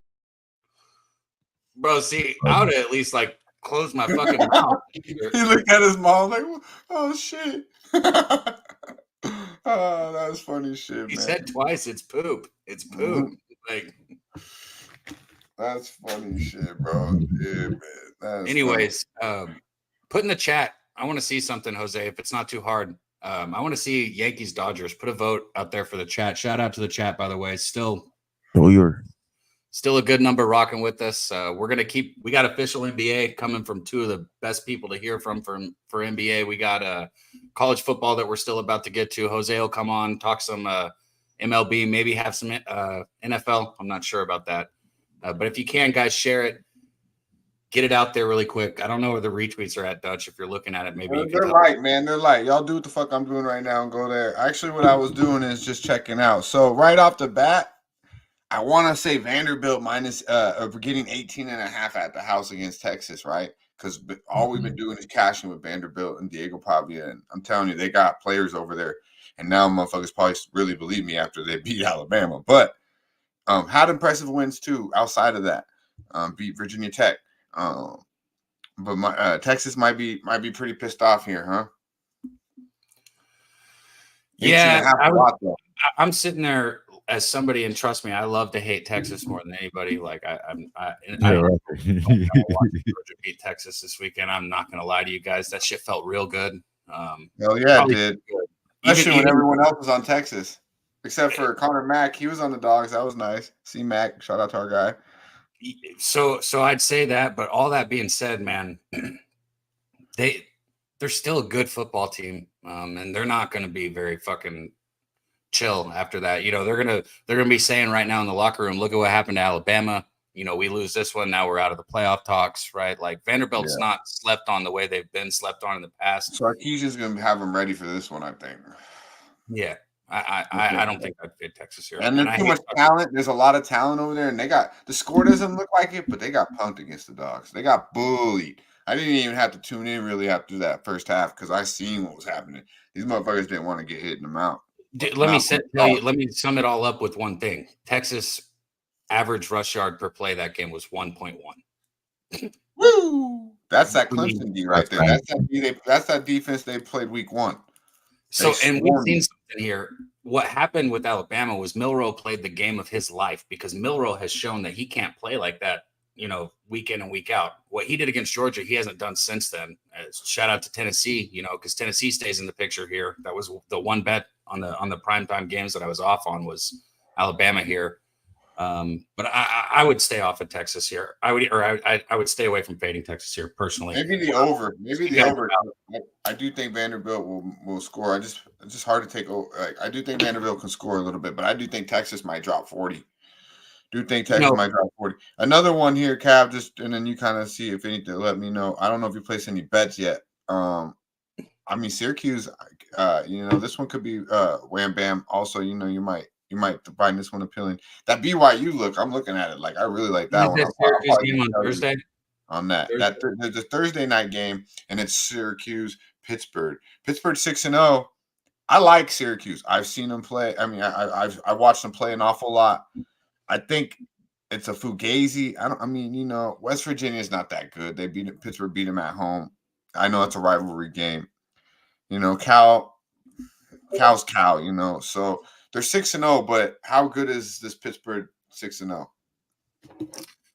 I'm thinking Syracuse is the side there. I thought that earlier in the week when I saw it. The only thing I would say about this is it'll be I'm worried Syracuse will be a public dog, which is not necessarily something you ever want to be.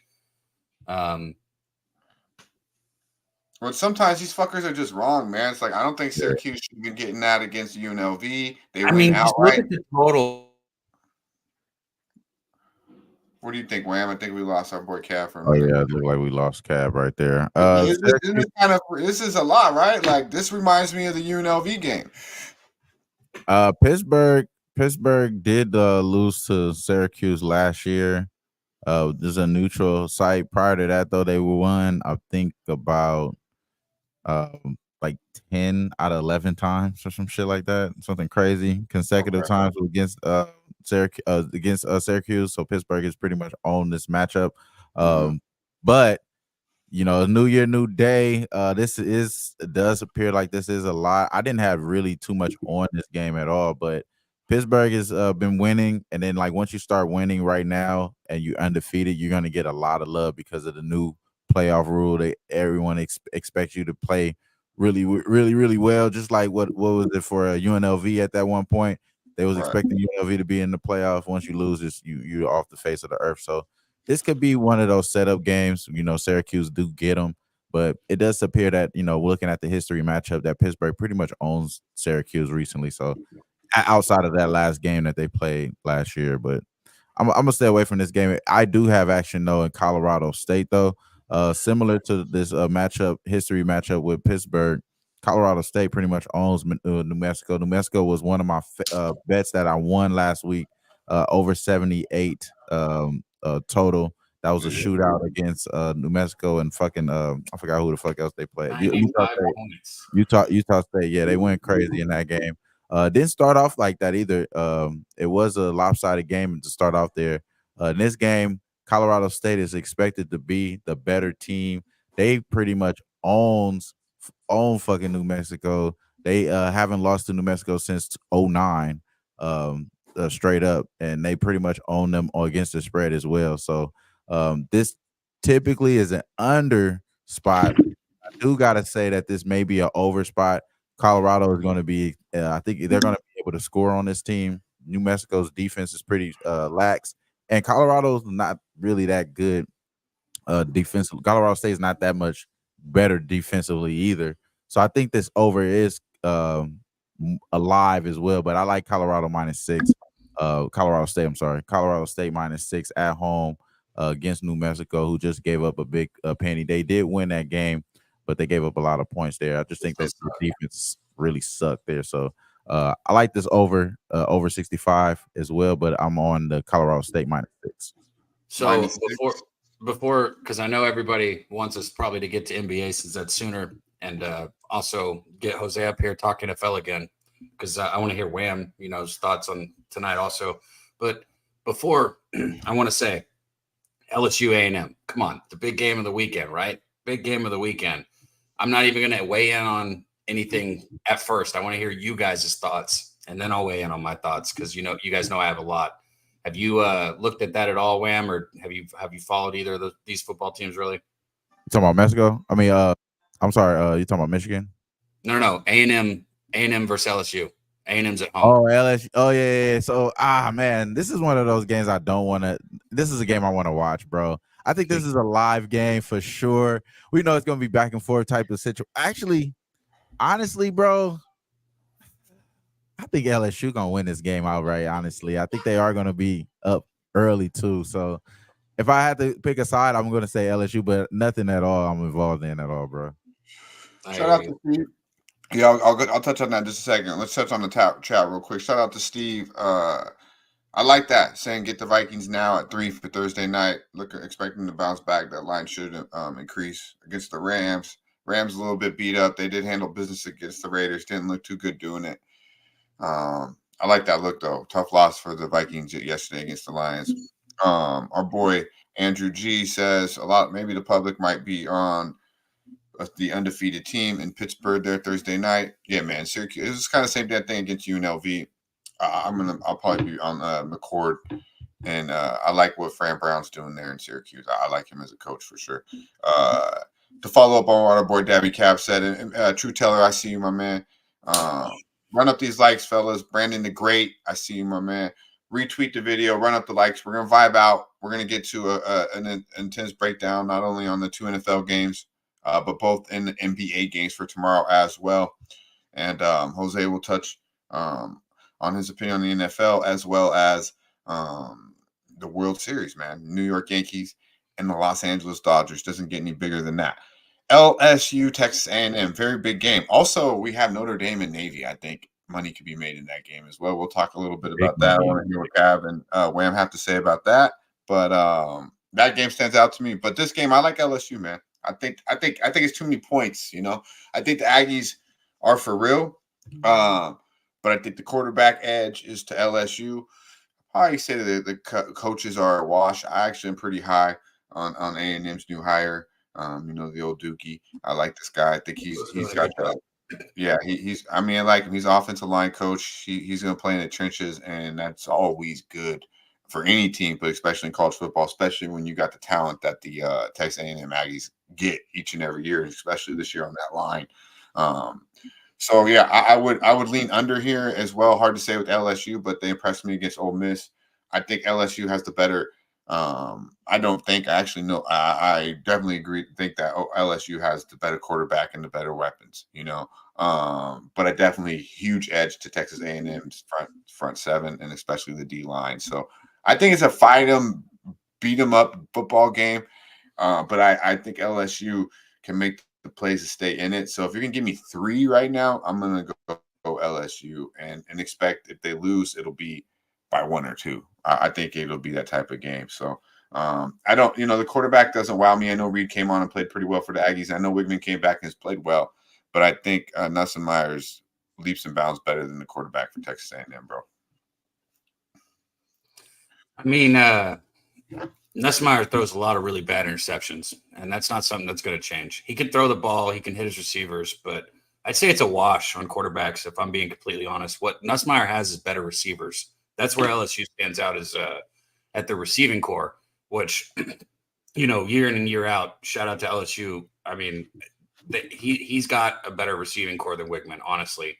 As far as him being a better quarterback, though, like I said, he makes bad decisions, and shout out to Nick Scordon, man, coming off the edge. The Purdue transfer, he led the Big Ten in sacks last year, and now he's out here at A&M just fucking balling, man. I've had so much fun watching him, as a fan, and the 2 times I've bet A&M they've covered.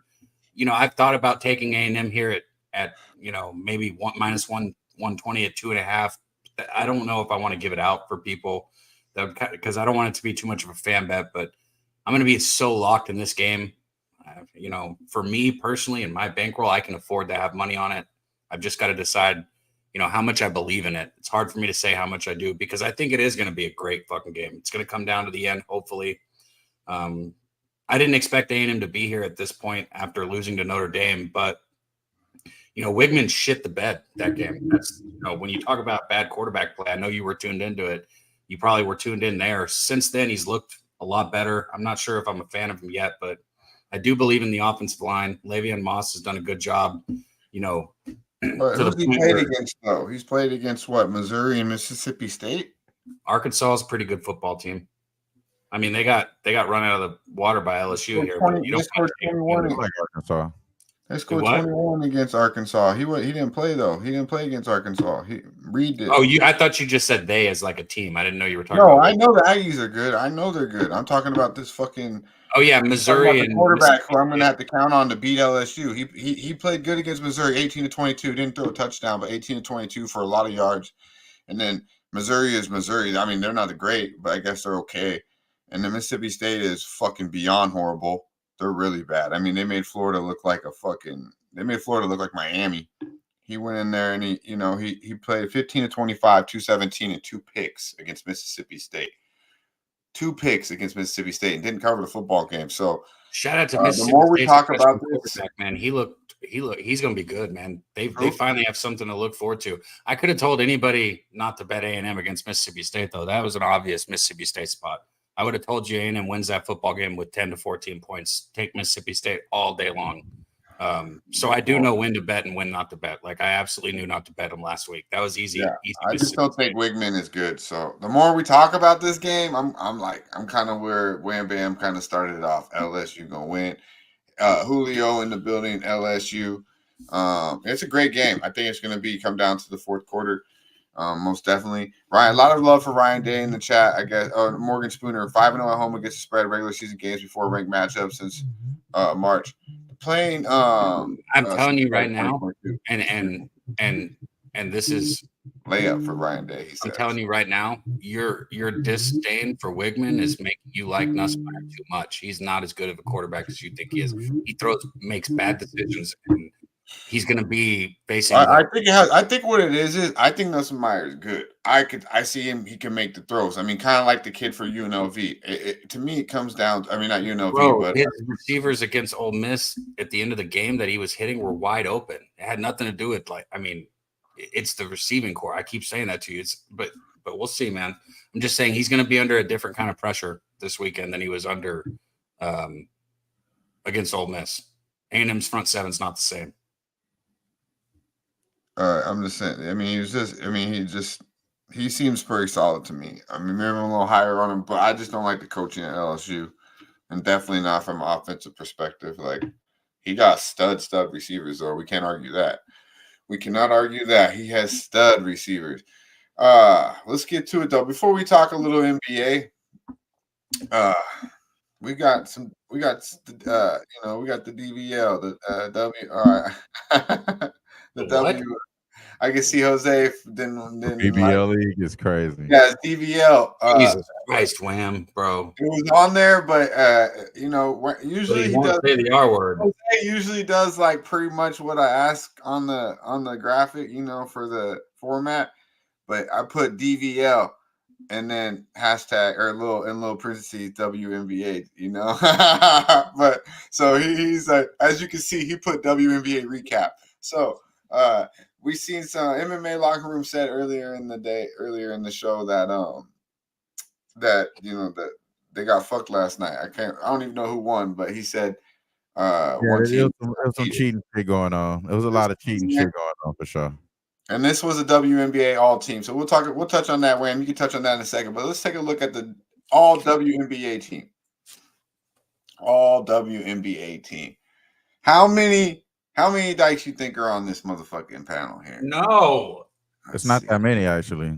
One. It's one. No. I see one for sure. Yeah, I think it's a two. It's probably two. Three. It's three. I got six. I got six, seven. Three. I think I got it's seven at the minimum. I got seven. I'm gonna say 6 to 7. Over or under 6 dykes on the board here, ladies and gentlemen. But you gotta be kind of fair though. Okay, I'm just saying. Once it's the all NBA, we gotta be like, how many gay faggots is out here? No, see, that's what you really can't do. We can't do that. It's the same you went way too far. It's the same shit, bro. Same shit. God. Oh, now he just broke out the cuss, Wham. But let me know in the chat over under. You already did it, Dutch, but that was you definitely can't say that on YouTube. I got one. Okay, 1, 2. Yeah, there's 7 for sure. 7 for sure. Probably 8 now that I take it. It's only 10 people. That's crazy. There's only 10. There's only 10. All right, there's only probably 1 or 2 to be the would too. I mean, maybe 2 you would, right? I hope you guys in the chat know how to find Kick. I don't really know what Kick is, but I've heard a lot about it from our guy Razor. And if you don't see us next Monday, just know there is a thing called Kick. You can probably find us over there. Oh man, hey, I'm telling you, Andrew. I'm telling you, man. I'm digging it. It's just fact. Look, Lynn said you're canceled. I'm not the first person that said that. You're canceled. And we lost several people too. There's certain things you guys. Hey, look at yourself in the mirror and call yourself that word, you bitch ass motherfucker. You's a hoe. Hey, shout out to the W. Now, who won last night? Let's give I had to touch on the WNBA, and they're gonna get their proper props now. So all you WNBA fans, here we go. Wham bam. What happened last night? Man, listen, bro. I was on the links last night, money line. Another one of the Paul Krug stepped in, man. You know what I mean? Somebody start fixing the game. The refs definitely were calling terrible calls. You know how it is. It looked like Scott Foster twin brother was out there calling some of these fouls. They pushed it to overtime to draw suspense. The overtime was lopsided as can be. Yeah, the Lynx got screwed, bro. Lynx got screwed. It definitely was one of those. Yeah, it's if you know, there's nobody over there to market on that Lynx side that they have been marketing, so they got to give it to Sabrina and Nescus and all them there. So it is what it is, though. But that was a bad side right there, and yeah, game over. Joe Free says 4. Oh, even Wham Bam, who's trying to be politically correct, definitely said 4. There's 4 for sure. It's 4 for sure. It's 4 for sure. You can't go out eyes 4, but that's 40% out of 10 is pretty solid for the top. You know what I'm saying? Athletes. Yeah. In that I'm league, saying 60%. I'm saying 60%. That means you got a shot. That means you at least could probably crack at 22. Okay. 80% of them, all of them had dyke moments. Hey, all right. We'll leave it at that. Brandon the Great, I see you, my man. You don't hear most of everything I say, Wham. I'm glad you heard it. What'd you say? I didn't hear, bro. I didn't hear you. I didn't. Hey, America is too. Hey, for real though, man. That's what I'm talking about. But yeah, let's talk a little before we get to. That's not how I was raised. You feel me? I wasn't raised like that. Before we get to our guy Jose, we're gonna talk about some NBA. We're gonna talk about the association, and it went down. It goes down in the MIA. It really does, and it was starting to go down. Preseason basketball, ladies and gentlemen. If you seen Tyler Hero interview, he was like, I'm sorry, I can't pay attention right now. There's a fight going down in preseason, and this was the fight Tyler Hero was talking about. Check it out. Come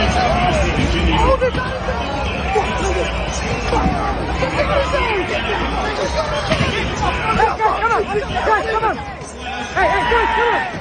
Hey, guys, come on. Hey, guys, come on. Fucking stop it. Stop it, guys, stop it. Hey, stop. You're gonna get hurt. Let her go. She helped Stop. Hey, stop. Guys, stop. Hurry up, CQ. 2-on-1, we fucked them up. He said she cute. Bro, Stop It said you're gonna get hurt. Like, what the fuck, bro? They're throwing punches at each other, trying to fucking throw each other off the stands. You think you're gonna get hurt is gonna stop a fight, bro? You're gonna get hurt. Yeah, no shit. That's what we're trying to do, bro. We're trying to hurt each other. Like, the fuck? This one, Wham Bam, this one especially for you, man. And this is good to see because as a basketball fan, I want all these motherfuckers to stay healthy and be right. And this motherfucker might be on his way. He might be on his way. Going down to Chicago. Shout out to Lonzo. Let's go. Let's get the Lonzo clip. Yeah, man. Little Lonzo. Showing the love, man. Shout out to Lonzo returning back. You can't. Preseason debut. First time playing since 2022. Bro, I guess you didn't feel like we could hear the volume, but I definitely wanted to hear it because it was dope when he did. But here we go. Right off the top. Three right there. He was 2 for 2 to start the game. He went 2 for 2, right? Like romantic. Yeah, he went 2 for 2 to start the game. Had a really really swell game. The next game he had wasn't as good because they pretty much swapped roles. He was starting that game pretty much like they gave him the leader role there. I think Lonzo is back. They got way too many guards over there in the Bulls. We could talk about it though, but yeah, I like the Bulls low key, man. That's one of my favorite teams. It's one of those things where if you're romantic about sports, bro, it's just a beautiful thing to see, man. It's so cool to see him, back on the court. Sure. It's just like one of those things, man. One of those things. Yeah, he's went through a lot. He's missed a lot. He's definitely a grinder, so hopefully he stays healthy. And here's another beautiful thing here. This, I believe, is in high school here. We had a high school football video. Here's a high school basketball video.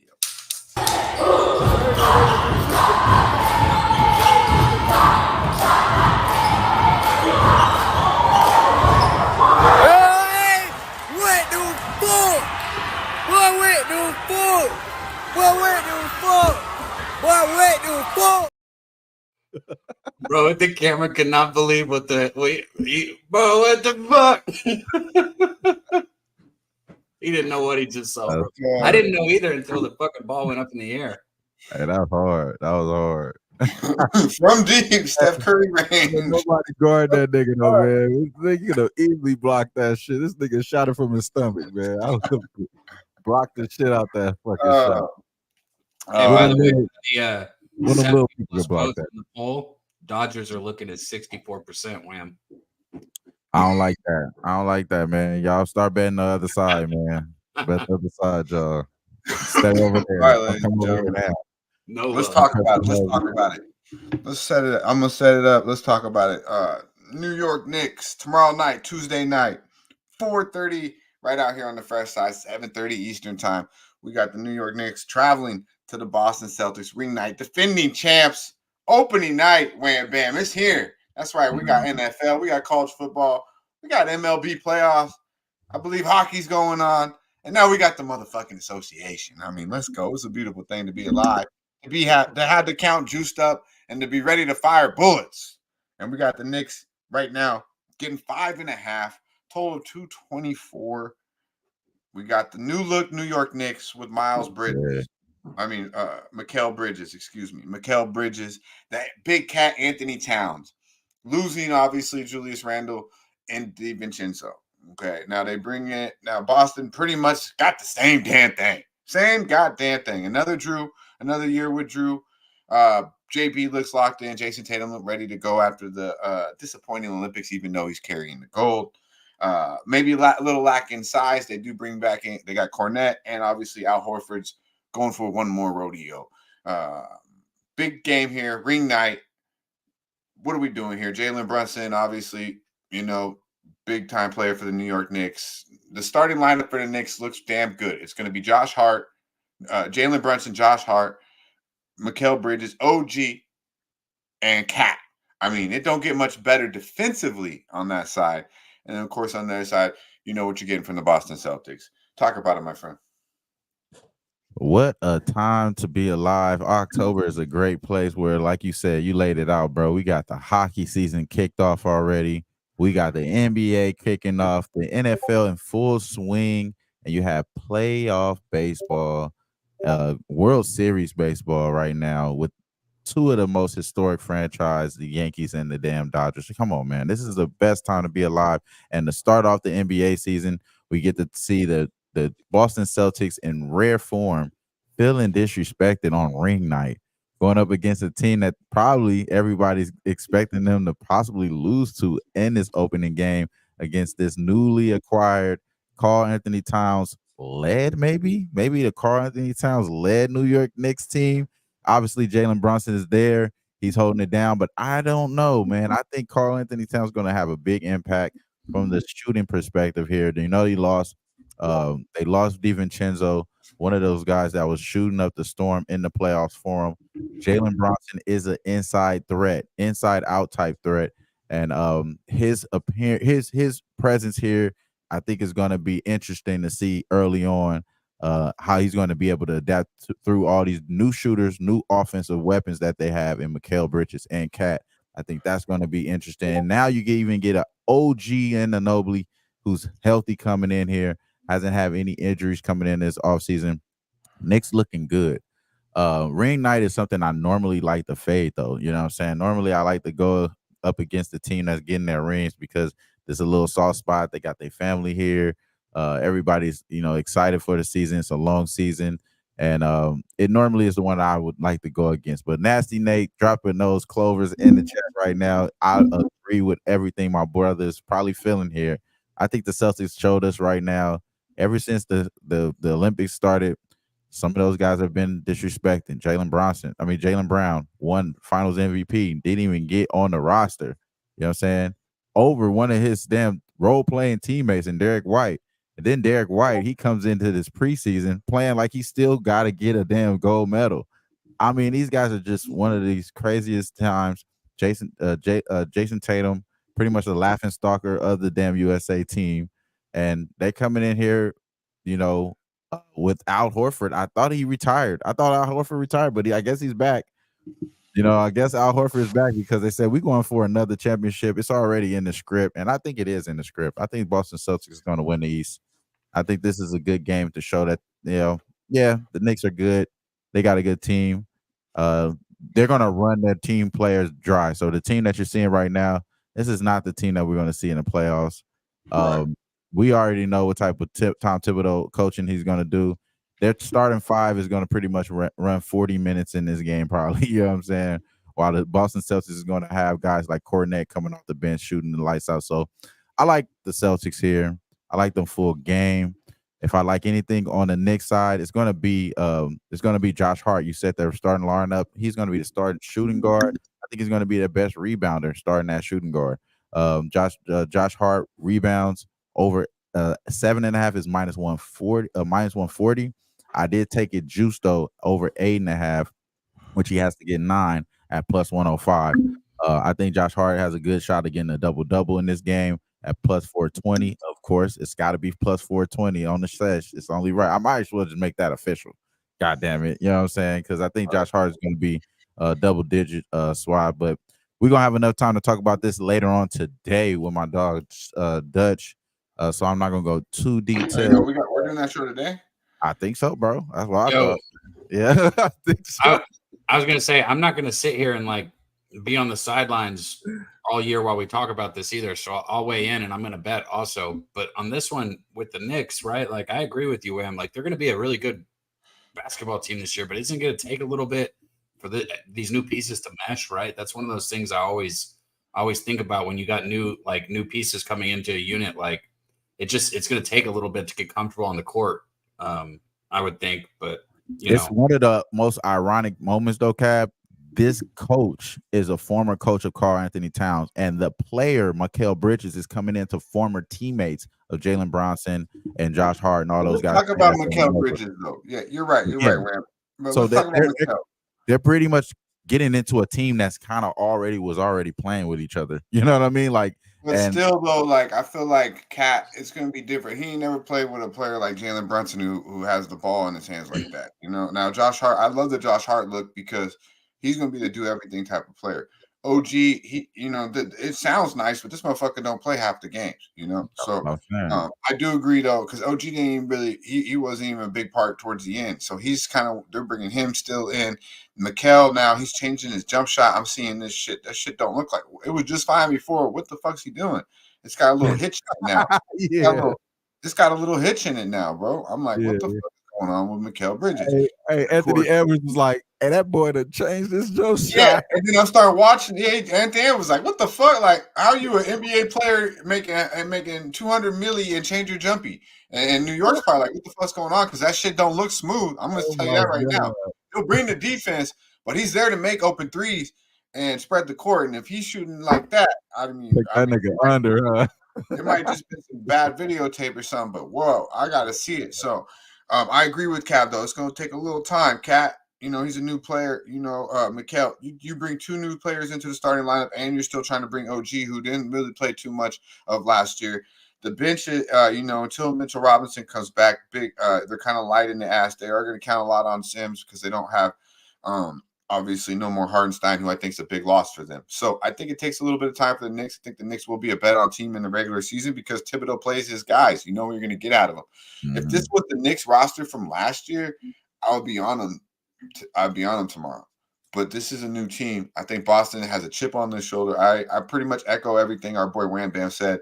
You're a little iffy with the ring night, but I think these boys are just too goddamn good, too damn deep. They're going to be even better than last year because I think their bench will be even a little bit better. So JB will be looks to be even more improved. 1 year complete full offseason with Drew Holiday. I lean the under here too because this might be perimeter wise the best defense we see out of 2 teams. You got elite defenders with Hart, OG, and Bridges, and then you look on the other side, you got JB, you got Derek White, you got Drew Holiday, and Jason Tatum. I mean, it's going to be hard to get buckets, I think, in this game. So 224, it's going to be hard to be on under opening week, opening night, but 224, I don't know, man. We're going to talk about that. We're going to talk about that with Wham Bam and Ski. If he's on the over, ain't no way I'm going on the under. But my first chance of this game would be under in this basketball game. But I'm on the Boston Celtics. I think they run them out the gym. I'm going to stay away from the first half because I could see Boston starting off a little slow, seem to be a little competitive due to the ring night, a little lackadaisical.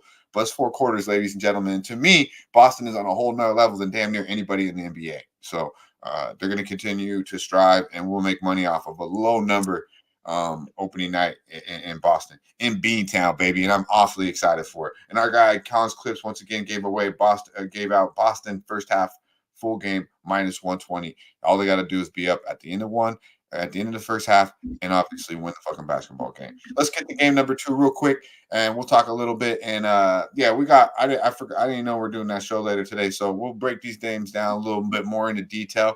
But we're liking Boston here, and even Wham, and from Cal's perspective, it sounds like he expects the Knicks to start off a little slow as well.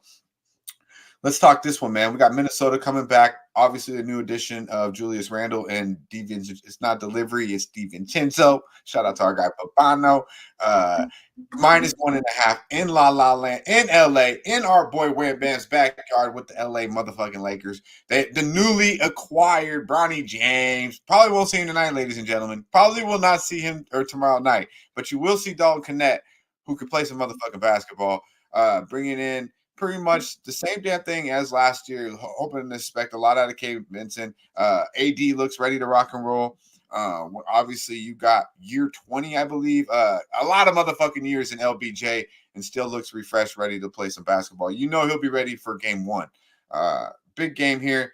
Are we taking the LA Lakers night 1 in LA, my guy? Very tricky game to start off, man, going up against the Minnesota Timberwolves, who got, probably one of the best young stars in Anthony Edwards. We know Gobert is there with those Timberwolves, and they got Naz Reid. One thing that I think they did lose on was Cat, but they did get the boy Julius Randle. Now, Julius Randle is not going to be missed, I don't think, over there with the Knicks. Even though they need rebounds, for sure. And that's something that I think that the Timberwolves did get better at, is probably rebounding the ball, probably having bigger bodies down there. The Lakers, that's the problem. That's their weakness right now. Right now, our weakness is rebounding and obviously shooting. But you said it. The newly acquired Bronny, fuck that. The newly acquired best shooter on our team already is Dalton Knecht. Golly, like, he's already the best shooter on our team. Dropped 35 points on his last game in preseason. I think he's going to be that level of good. Rookie of the year contestant if they do it right. If they do it right, he should be maybe inducted into the starting lineup, bro. They need this motherfucker starting, honestly. What are his threes props set at, That is an interesting. That is interesting. I already want to bet, bro. He was so fun to watch play at Tennessee, man. And you know what, bro? I didn't even think about taking his 3 prop because I already took a 3 prop in this game. This is my first 3 prop bet of the day, and it's somebody that's starting. So I don't know if they putting his 3 prop even up yet. They don't even got it up right here. But I did take a 3 prop in this game, and I think it has a lot to do with the head coach. We know the main newly acquired fucking JJ Redick, man. Golly, like, he's already letting us know this is the starting lineup. This is the starting lineup, and will be the starting lineup. Like, we didn't have that fucking with these last few coaches. Even with fucking Frank Vogel was always switching up the starting lineup all the time. And the boy Ham Sandwich, he definitely wasn't doing nothing right with the starting lineup. So I think LeBron picked it right this time with JJ Redick. And I think Bronny is getting to get a taste of that. He will be on the bench, though. We will get to see the photo op with LeBron and Bronny, him getting his dapping his dad up to go up in there. But I think his dad is who I want to focus in on, who I did focus in on. My first NBA bet of the damn season is LeBron James over 1.5 threes. He was the best 3-point shooter for this Laker team last year. He may not be the best 3-point shooters for this team this year, but seniority rules, and he will get those looks. So over 1.5 threes is where I want to go here. It's minus 130. It is juiced. It is the first bet that I made juiced here, but I think this will cash early here. LeBron James over 1.5 threes. This is my first official bet for the NBA season right there. I like Talk that. about it, Cap. Talk about it. Anything? No, I like that because it's what you said. You're going to get the looks, right? Seniority rules always. He can shoot the ball all he wants. He's gonna Okay. take shots. You know, Minnesota's defense was good last year. Are we going to get the same, metrics this season? Are they going to hold the same weight that they held last year? I don't know about a side perspective on this. I think I'll be looking at props. I want to know if I'll get connect props, like even just to hit a 3. Who knows what it'll be? I mean, I think he'll get minutes here at least. If he gets in, he's going to shoot a 3, and he will make that motherfucker. So that's what I'm. Yeah, I wish we could. I'm looking right now, Cab. I'm going to keep looking on FanDuel or something, but as far as Bovado, I didn't see it there. Or while you're looking on that, give me or do you have anything on this game, Cap, besides that? Or no, I'm just, if they don't have it, they'll probably have it closer to game time. I mean, it is a prop that'll probably show up, and when it does, I'm going to bet it. Bro, he's going to shoot it, and he's going to shoot it with confidence. Wham's right. Like, he's going to get the ball, and doesn't mean he's going to make it, but, I mean, he probably will. Oh, he's going to make that motherfucker. He's going to make that motherfucker. Yeah, from what I've seen, he's going to make it. So we'll put money on it, bro. No doubt. And even if I have to get plus money over 1.5, I might even do that. Yeah, I like it. A lot of love for AD in the chat. I looked at the 24.5. I like AD 3. But this defense, this defense for Minnesota, Cap asked the question. They're probably better, bro. They're probably better. They lose a little bit of size, I guess, without Cap, but they gain a lot of toughness with Randall. Now, if he's bought in, but you got a front line of Gobert, Randall, McDaniels, and Edwards, and then Conley, he gonna play, so they're pretty good defensively. They're pretty good. To me, it comes down to LA. They can't shoot the fucking basketball. You need Kenneth out there. He probably should be in the starting lineup. I mean, our boy Wham Bam bringing the motherfucking 3-point prop with Wham. I mean, with LBJ. I'm telling you, he knows. He gonna shoot the 3 because they need somebody to shoot the motherfucker. They really do. He'll have his attempts for sure. So he better get it for Wham Bam. He definitely gonna get at least 8 attempts. So I mean, shout out to our guy Saturated. He brought this up a week ago. I like this look. I like this look with Minnesota. I think they're just better than the Lakers. Young, hungry.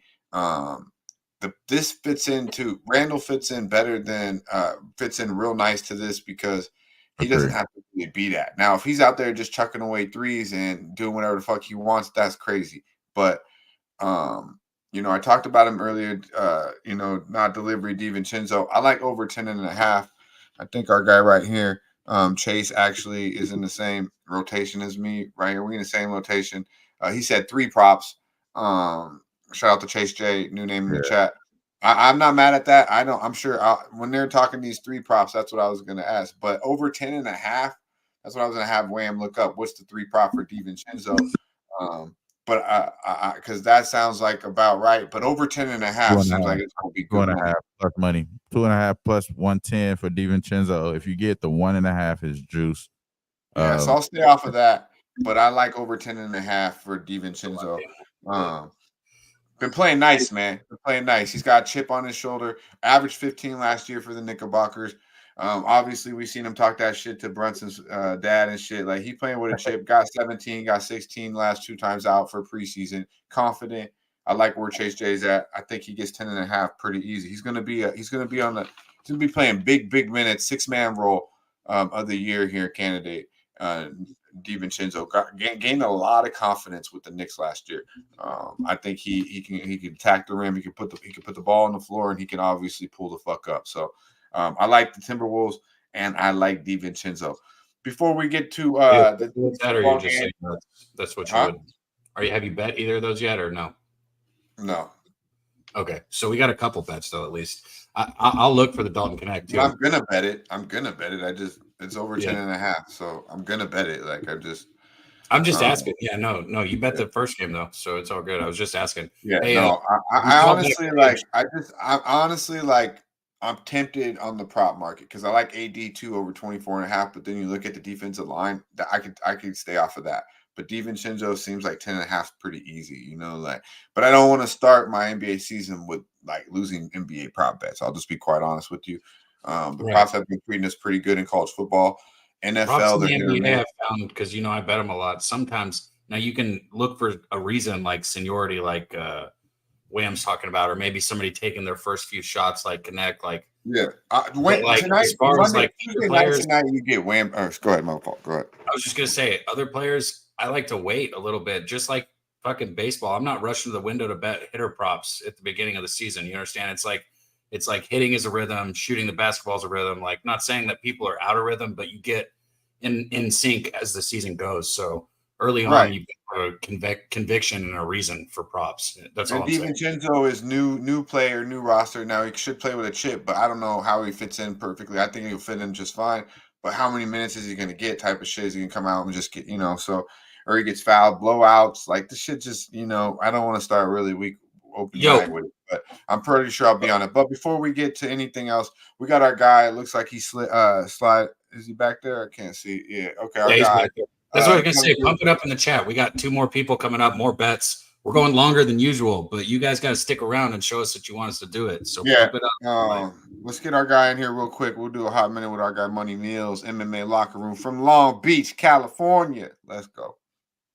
Yo, what's good? What's good? Welcome to Medicate Monday. It's only right we plug and play, because that's what we doing over here, man. I'm off that 5OG. If you know me, I'm from LB. So that's short for Long Beach. All we do is medicate and get high, 365, and stay fly. Oh, yeah. Cheers. Shout out to you, Mills. Shout out to you, Mills, man. I used to fuck with those plug and plays all the time, man. You got the top part, that's the tip part, right? The cover up the dust. Yeah, stuff. you got to cover that shit, because these niggas be, they be. Yeah, I fuck with that. I like the sanitary right there. Little detail right there. I seen that. Keeping it clean. Oh man, Mills, where we going today, my man? Where we going today? You've been very, very profitable too on the show, so we appreciate you dropping through and joining the rotation, my man. Man, let's get on to the NFL, man. I got a game analysis real quick. I like the 3.5 field goal prop on both of these games. One of them is like -110. That's the Charger game. That's letting you know already. These dudes kicking field goals. They don't plan on too many touchdowns getting scored. The other one's at +105. The reason why I like that Baltimore one, man, you got the best field goal kicker and Tucker. And the Bucks kicker too. He be booting them from like 56 plus too. So I actually like both of those games to go over 3.5 field goals. Besides that, let's get it started with Chris Godwin. Over 6.5 receptions. That's where he's at right now. It's -110 on the books. 43 receptions on the year. The Baltimore Ravens secondary is so suspect. They so sus. They just sus. They gave up 10 receptions to Chase. They gave up 9 to Higgins in that game. They gave up 7 receptions to Terry McLaurin when they played him. In other words, they ain't stopping nobody. The best cornerback that I could even remember, I think, was Jimmy Smith or Humphreys, whoever it is back there. We don't even know no more. The secondary don't put no, they don't put nothing. They don't put no fear in nobody that's coming out no more. It's not that old Baltimore team. Then I'm going to be looking at Zay Flowers, man. I like this kid a lot. I was playing him a lot last year, over 4 receptions. I like him in this spot, over 5.5 receptions, 33 receptions on the year. He's been able to hit this prop at a 60% clip. If you play this prop over the last 3 games, you came out on top. With that being said, 21 targets in his last 5. Baltimore Ravens still hasn't done anything at that receiver spot. Back in the day, they had Baldwin and shit like that. They ain't got nothing. He's the young guy that they drafted last year. They go to their tight ends more than they go to their second receiver. With that being said, give me Zay Flowers over 5.5. Anytime touchdown. Tampa Bay Bucks. We going to Bucky Irvin in this spot, man. It's one of those things. He has 2 touchdowns in his last 3 weeks, and the Tampa Bay Bucks didn't know which way to run, who to play, or what to do. Ricard White, whatever. He ain't getting those goal line touches. I actually look for Bucky Irvin to get in the goal line, so those are my props that I'm coming out to hit you with on top. What do we get on the Bucky anytime touchdown? +105. I like that. I see +110, +115 actually, +115. Bucky Irvin, the best you could get. Let's get it. We'll give him that. Anytime touch. Yeah, I like that Bucky. He been running hard, man. He got a little chip. I've been cashing on Baker's over rushing prop, but I like that Irvin. And you've been giving out you've been giving out these anytime touchdowns, and they've been cashing. Kareem Hunt, got in there. Most recently, I believe. So we definitely appreciate you giving us the bag.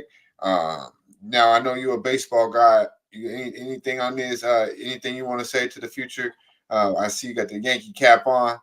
Is it in LA, in California? Bruh, Yankees, is that what it is? Bruh, like since 2009, I was in college. You know what I mean? Supposed to be doing a test. I'm like, F this test. We like game 4, game 5. A-Rod coming up the bat. We down 8th inning, whatever. Smack, smack, smack. Man, that was like one of the best feelings of my life, seeing the Yankees win the World Series in 2009. Why? Because I seen us lose it vividly against the Arizona Diamondbacks with Luis Gonzalez. I seen us lose it against the Florida Marlins with Dontrell Willis and all those pitchers over there. I seen us be up 3-1 to the Boston Red Sox and lose that and not get to here. So, man, just that feeling to be playing, man, it is what it is. With all that, I think we match up right, though. You know, you got stars on both sides. You got Freddie Freeman. You got Mookie Betts. You got Shohei Ohtani. What more do you want? Shit, maybe you want Juan Soto. Maybe you want Aaron Judge. Maybe you want Carlos Stanton. You know, so you can pick your poison in either way it goes. It's Yankee Nation, baby. Let's get it, man. Think they got the balls to put that 7.5 out they've been putting all playoffs? Because I'll slam. I don't give a fuck if 100% of the money's over it. They got the 8. They got an 8 here. Jose's showing it. Good enough. That's game 1. I'll take that. Give it to me. Over. I don't give a fuck. I'll go official right now. Over. Game 1. I'm a little scared, man, on the overs, man, because you actually got to see how these teams played, you know, and how they play. I get it what the Dodgers did with the Mets and everything, but that's the Mets, and I think whoever played the Mets this year, they kind of had that trend of going over. With that being said, my Yankees, the first series, we beat teams with only 4 hits. We got past the Royals with only 4 hits, okay? So, like, sometimes the bats could get cold, you know, so if we ain't hitting, we ain't getting on base either. So, you know, I don't know. I got to I play it game by game. And with that being said, though, and I really look at the pitcher matchups, if anything. Good shit. Taking Ohtani over whatever I can get against Garrett Cole. It's going to be a beautiful thing. We got the Dodgers, the Yankees. I mean, hopefully it goes 7. We experience this moment. We can experience it 7 nights. You know what I mean? It's a beautiful thing. Yeah. So shout out to our guy Mills coming through with the goods. Brought you an awful lot. Be sure to follow our guy at MMA Locker Room. I do gotta let them know though, bro. I do got 2 teams. I do root for the Braves as well. You know what I mean? So it is what it is. You know, like, but Yankees is all day. That's the number 1. I gotta let it be known though. I'm not one of those guys that get up there and be like, oh well, this happened and that happened. Nah, man. It is what it is, man. 2 teams. Yeah, I mean, there's a lot of motherfucking teams. National League, American League. Usually, growing up, you have your one team, and then you're like, but if I had to pick a team in the National League or vice versa, how it be. So it's just 2-team Mills, unfortunately, man. I've been stamped out for a while. You know what I mean? I root for the Jazz, but I'm a we got the Falcons Nation and shit. You know what I mean? Hey, but I ain't gonna lie though. I'm starting to fuck with that vibe. It's been Bronco nothing, but wifey got me the Josh Allen jersey, like, cause I always be like, I like Bills Mafia. I fuck with the Bills, so you know I got a little love for the Bills, and you know I'm starting to. And then I watch this Dutch Wham. You gonna love this though. The reason why I'm a Jacksonville Jaguars fan is because they drafted my boy Mercedes Lewis from Long Beach. You know what I mean? So it was that year, and I was just like, oh, okay, he from the city, this and that. Then we got Byron Leftwich, you know what I mean, from college. Why you don't follow Juju everywhere then? Oh no, I mean I'm not a. It is what it is. I don't support them all, you know. I don't support them all. We appreciate you, Mills. Be sure to follow our guy. Big shows coming up Tuesday night, 11 a.m. or 11 p.m. Eastern time, 8 p.m. right out here on the Fresh Side. The whole crew in the Octagon talking the goods. Appreciate you, my dude. Let's go. Shout out to Mills. Bro, I gotta be honest though. The Yankees lineup. I know he would want to keep talking about it, so I waited just because you want to hurry and get Jose in here. And I'll stop. But the Yankees lineup too, bro. These lineups are insane. He said it perfect, bro. I was just thinking Cole is a dog. Like, come on, man. Plus 114 with that lineup. Like, just Soto, bro. Eight though. I like the 8 though. I think we can get over that. My nickname for the Dodgers, as we go into Dodgers here, my nickname for the Dodgers are the Hoes. And last night, those hoes showed they titties. And I expect those hoes to show titties again. And titties as in home runs. Titties as in runs. So we Oh, yeah, had the girls like the long ball, huh? we had Yeah. we had 10 Girls titties like out the there long yesterday. ball. We had 10 titties out there yesterday, and I expect there to be more titties. More titties, man, More on titties. Thursday. More titties. Hey, let's get to it though, man. Because if I gotta do another show today, I gotta get the fuck. We gotta get up out of here. Let's go to it. Let's talk. Let's talk some. We'll carry on these two NFL games a little bit with our next guest, and then we will continue some some NBA or excuse me, some MLB. We haven't heard from Wham tonight. I don't believe in the NFL games either. You did give us BYU and Colorado State came in hot with the college football. Got a lot of plays on deck from Collins Cliffs, from the whole crew. Let's see what our guys got here. You know, he's probably not in the best moods, but I mean, Wham came through smiley face, probably going to go to the window again with the Jets, you know. But Aaron Rodgers, you know, unfortunately, Devontae Adams does not play for the offensive line. They went and got another receiver. I mean, we don't got to get into it too deep. You kind of seen it all last night against the Pittsburgh Steelers and Russell Wilson. I mean, how the fuck did y'all make Russell Wilson look like that? I appreciate you, though, because wifey said Pittsburgh. I was like, all right, fuck it, let's do it. So I bet Pittsburgh. You know, I had a little on the under too, fell short of that by a long shot, but they damn near got 40. Pittsburgh almost scored 40, which is insane. With Russell Wilson and quarterbacking. Let's go. No way. You can find our guy Monday through Friday right here, Pub Sports Radio, and on the weekends, doing everything that comes to you from Pub Sports Radio. This guy is behind the scenes, or you might even see him on the motherfucking scene doing it. Our guy, No Way, Jose. Check it out. Check it out. No way, Jose. No way, Jose. No way, Jose. No way, Jose. Hello, gentlemen. Wham, I played the whole thing for you. I don't have much to say, so it'll be nice. We can keep this short, Dutch. It's a great time. The Jets suck. Everyone knows that. But I'm on to Banner 19. That's what I care about. I'm on to Banner 19. I'm on to the Celtics. Celtics season's here. I'm going to watch a collective 25 minutes of the regular season because I know this team's a playoff team. Wham, how many banners do the Lakers have again? Hey, we right behind y'all, but yeah. Hey, oh well, if you count the ones from Minnesota too, if you want to count the ones from Minnesota too, yeah, it's gonna be a great time. Jason Tatum will be crowned, Jaylen Brown will be crowned. It's gonna be a great time. I can't wait. Yeah, man. I like the Celtics. I'm glad you brought the Celtics vibes. I'm so loaded in. Yeah, we don't have to talk about the Jets. The Jets suck. I should have seen the jersey back there and just carried into that and brought those vibes because I'm with you with the Beantown. You're gonna be winning an awful lot this year in the NBA. I have a feeling you'll be wearing that jersey an awful lot Tuesday. Yeah, I love it. I loved everything that happened in the Olympics. Get Jason Tatum angry. Don't put Jaylen Brown on the team. Make him angry. It's fine. We have the Green Cornet playing the center for the first half of the season. So great. Everything's fine. And I can't wait for the Knicks game. It's going to be hilarious. Everyone's going to be like, oh, my God, Luke Cornet, great guard, Karl Anthony Towns. And then when the last 8 minutes of the game happen and Jason Tatum puts Karl Anthony Towns in his back pocket, just puts him right there, and we'll be fine. It's going to be hilarious. I can't wait. Shout out to our guy, Bo Jackson. Yeah, I do believe he had two. But, yeah, man, I definitely think the Celtics are going to handle business. We've talked about it. We know where you lie there in the NBA. Let's talk a little NFL. You know, I don't know how you've done this week, but you've been very profitable. Hopefully, you didn't bet the Jets last night on your survivor pool or your contest.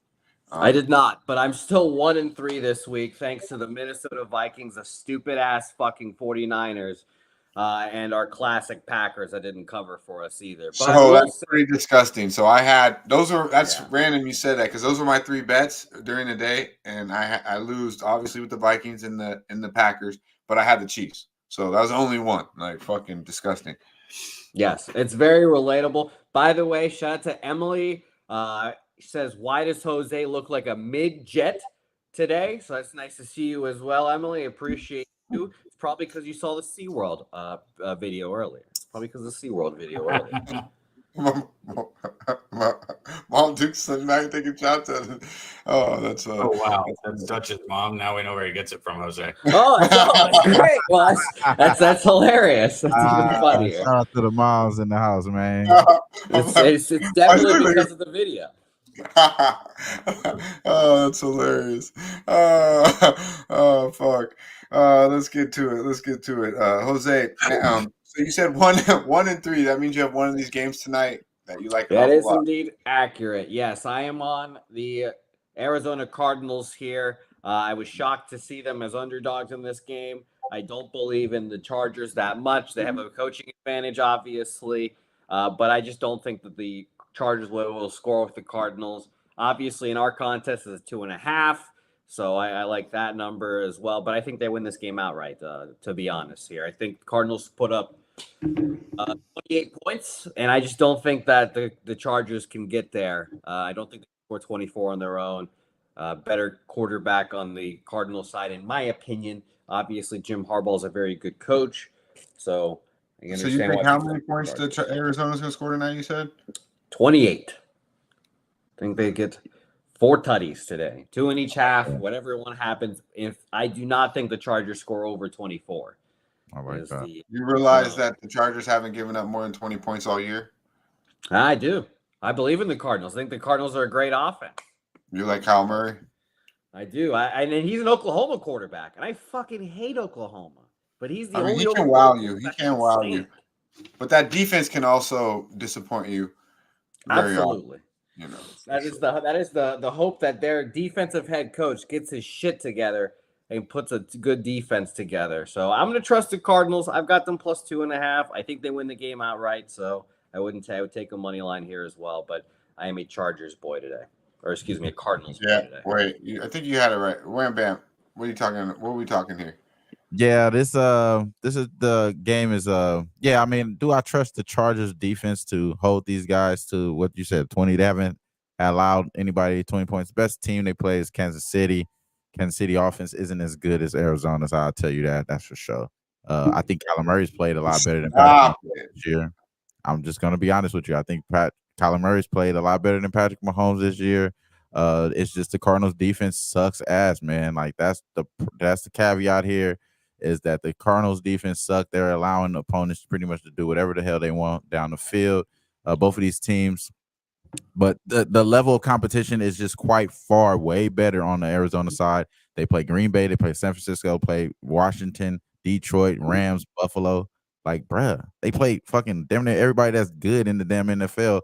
On the other side, the Chargers play Denver, Pittsburgh, Carolina, and Vegas, and then in Kansas City. Like, come on, bro. They ain't really tested at all as far as this defense. So I do like Cardinals here. My bet in this game is going to be James Conner. First touchdown, not first touchdown, but the first half touchdown, anytime touchdown. So it just has to be in the first half at plus 245. Anytime touchdown, James Conner in the first half. I think he could be the first touchdown in the game. But I'm going to try to get that a little bit more love in the second quarter too. So I think he's going to be the first touchdown scorer for the Cardinals. First half, anytime touchdown, plus 245. That's my official bet in this game. Nothing like that I'm really like slammed in on. You know what I mean? Like as far as like sound like you like Arizona like a motherfucker. They get their dogs. You scared to go against Herbert and Harbaugh. That's probably why. Because you know they got the better quarterback and the better defense and the better coach. I'm scared to back the Cardinals defense. There you go. Like that defense is horrible. That's really it. Because if we go on tit for tat, I'm going to go. Both of these teams are going to score. You taking Murray over Herbert? For sure. Yeah, hell yeah. As came out here and said their offense is better than Kansas City's offense.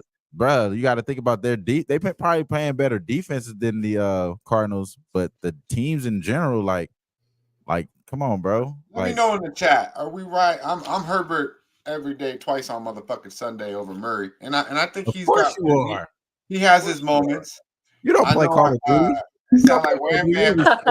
You don't respect video gamers.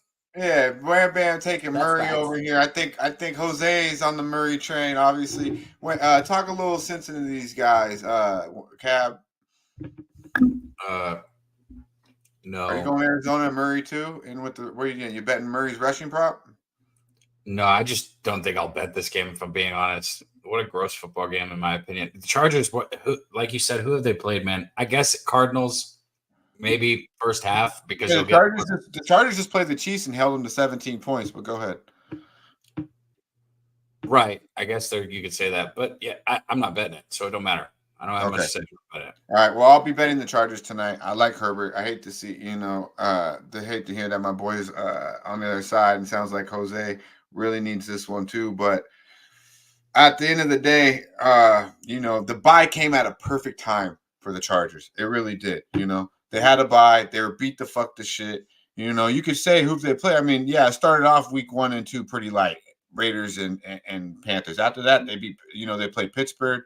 They play Kansas City. Now they get their bye, and then they come out and handle business against Denver, who's played pretty solid. So you're giving me the better coach, the better quarterback, and by far the better defense. That's where this really, really just comes into edge for me. Is you got a team who's 2 weeks off a bye, so they're a lot fresher team, and then you got them obviously with the defense that's going to show up. And Arizona's defense is bad.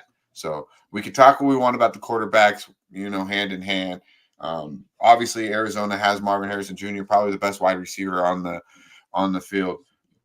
But can they protect Murray to get him to him? Because they got some boys that can get to the fucking quarterback. And I think these wide receivers for the Chargers might look a little bit better against a very suspect Arizona defense. So tough game. The line says it, but give me the Chargers. I'll be on the Chargers full game. I like them. I like them here for sure. First game, a little bit back and forth with the Ravens. I think Ravens breakdown was pretty damn good. Did you have anything on the game number 1, Baltimore and Tampa Bay, Jose? No, but I do hope this is a high-scoring game just simply for fantasy purposes. So I'll just keep it short and sweet like that. I just hope it's a high-scoring game. We've seen the totals shoot up all week, so hoping for points. Wham bam. Yeah, I agree with everything Razor was saying regarding Tampa Bay. I do think this is a shooting out game for them. They're going to have to do it by air, take advantage of the Ravens. I just think that the Ravens still will have the advantage on the ground. That's one thing I do give Razor a little pushback on. Just quite superior running team. This Ravens team is probably one of the best running teams that we've seen in quite a while. So I think they will still be able to run the ball. It's just that they're going to be able to score on the air. That should be able to give them the lead and win there. So I do like the Bucky Irving too with our guy MMA. I was looking at his Bucky Irving first half touchdown because I think he could be the first touchdown as well. So I wanted to do the same thing with James Conner, and his was at plus 250. Very similar numbers there as well. I kind of like to look at certain numbers that I think that's going to cash that correlates, and both of those guys correlate today. So Bucky Irving first half, anytime touchdown, something I'm looking at too. I haven't bet that yet though. Everyone already knows I'm on Lamar's rushing prop. I like his longest rush also, but just on his rush yards here. One thing I'll say, man, shout out to the people still rocking with us. I thought this show was a long show when we hit the noon mark, and now we're at the 12:30. So make sure and share it and hit the like and show some appreciation because now we're at the 2:22 mark on this episode right here. We've gotten longer and longer and longer. So as long as you guys are rocking with us, it's worth it though. So yeah, we appreciate you. I like Baltimore here. It's hard to look at the numbers that I seen last night, and then also with our guy Razor's breakdown there. I'll probably maybe stay full first half here, or maybe look for a live play. But Tampa's defense isn't that good, man. It's not that fucking good. So I don't know. I don't want to fade Baltimore.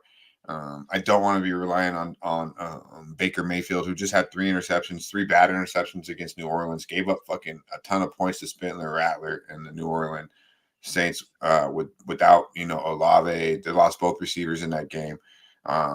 They did score 50 points, but I don't know. Tampa has a lot of offensive weapons. Maybe this is just a clear over game here, but these 50-point NFL games never seem to be that easy. I like our boy Cavs look. That first half look with James Conner seems solid. But I'll find a way to be on Baltimore here some way. I just think they've handled business against Tampa Bay. I don't like that it is a division game next week against Cleveland, but Cleveland is Cleveland, man. They don't. And Deshaun Watson, unfortunately, will be, or maybe fortunately, will be in a massage parlor near you. He tore his Achilles, I believe, so he's out for the rest of the year. Get well soon. Get well soon. Let's talk about it before we get up out of here. We've talked about it a little bit. We got 2 stacked teams. We want to hear what the baseball guys got to say. We want to hear what Hey Jose's got to say about the New York Yankees. Garrett Cole as a plus 114 dog going into La La Land here. It's his favorite team, bro. He loves the Yankees. Yeah, I was the one, the asshole that said they were going to make the World Series the whole year. Shame. My boy Con Clips likes the first half team total over for the Baltimore Ravens, 13.5. Looks like a solid look. That's a good one. I like that one. Let's go, Jose. Talk about it, my man. Yeah, I'm going to be honest. I don't have much to say about this right now. It's a tough series. It's a minus 130, I believe, Dodgers series, plus 110-ish Yankees. And I said with Jimmy Friday, you could tell me this was minus 150 Dodgers. I believe you could tell me this is minus 110 each way. I believe you as well, because a lot of people are going to love betting the Yankees at plus money prices to win. I understand that. I get it. And I understand why everyone, I assume, because no market is available yet here, but I understand completely why everyone is going to be on Yankees in game 1. It's Garrett Cole plus money. I understand. I'm not going to bet it. If I had to pick a side right now, it'd be Dodgers, but I think this is one of the closer World Series matchups we've had in a long time. Pitching, I think, is pretty close to a wash, honestly. I get that Garrett Cole is very good, but none of the Yankees have made a World Series. None of them. Who in this Yankees lineup that is a bopper has ever gotten this far? And we've seen Soto. Juan Soto. There we go. And he's the youngest fucking guy there, 25 years old. Aaron Judge has not been there. Mike Stanton hasn't been there. Garrett Cole hasn't been there. And they're the alleged leaders of this team. So I'm going to tell myself, because I don't want to live in a world where the Yankees win the series, I'm going to continue telling myself that you have to get to the World Series and you have to learn what it's like to be in the pressure of a World Series. Half of the Dodgers lineup has been in the World Series. And if they haven't, it's Shohei Ohtani and Yamamoto who've played in the WBC, and that is almost as much pressure, especially in Japan. Especially if you're Shohei Ohtani. So I think that there's not going to be any pressure on this Dodgers team. I think there's going to be a whole heap of pressure on the Yankees.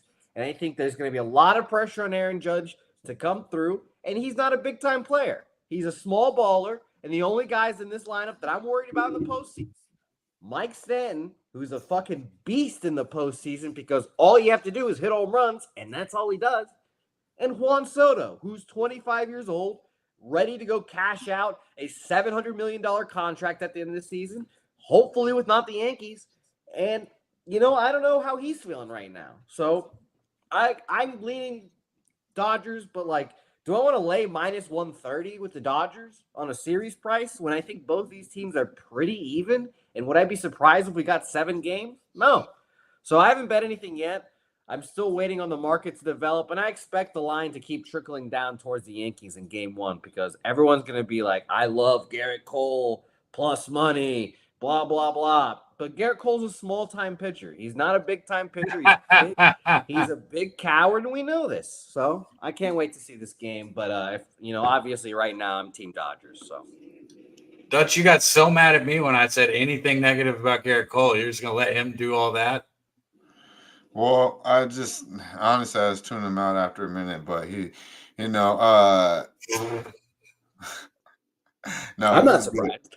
No, it was good. It was good. It was good. The Garrett Cole when he said that Garrett Cole first he was patting him on his back and then he kind of just went in a little bit. But Garrett Cole is a big game pitcher, Jose. He's proven to be a big game pitcher, but he made me sweat a little bit last time out. Against an Indians team who clearly does not have the weapons that the Dodgers have. So yeah, and I can't wait. I do agree with you. There's the Dodgers love. Don't get it wrong, but there's a lot of the Yankees love. And Yankees, Garrett Cole plus a dog. You're probably right. If you like the Dodgers, probably get a better number. When's this game? When's first pitch? Friday. Wow. So yeah, we still got quite some time. Money to be made between then. But yeah, Friday it'll be going. Let's get. By the way, Jim is right. I completely forgot about Garrett Cole and the Astros. I block out that version of Garrett Cole because I was like, yeah, he was like the best pitcher. He literally.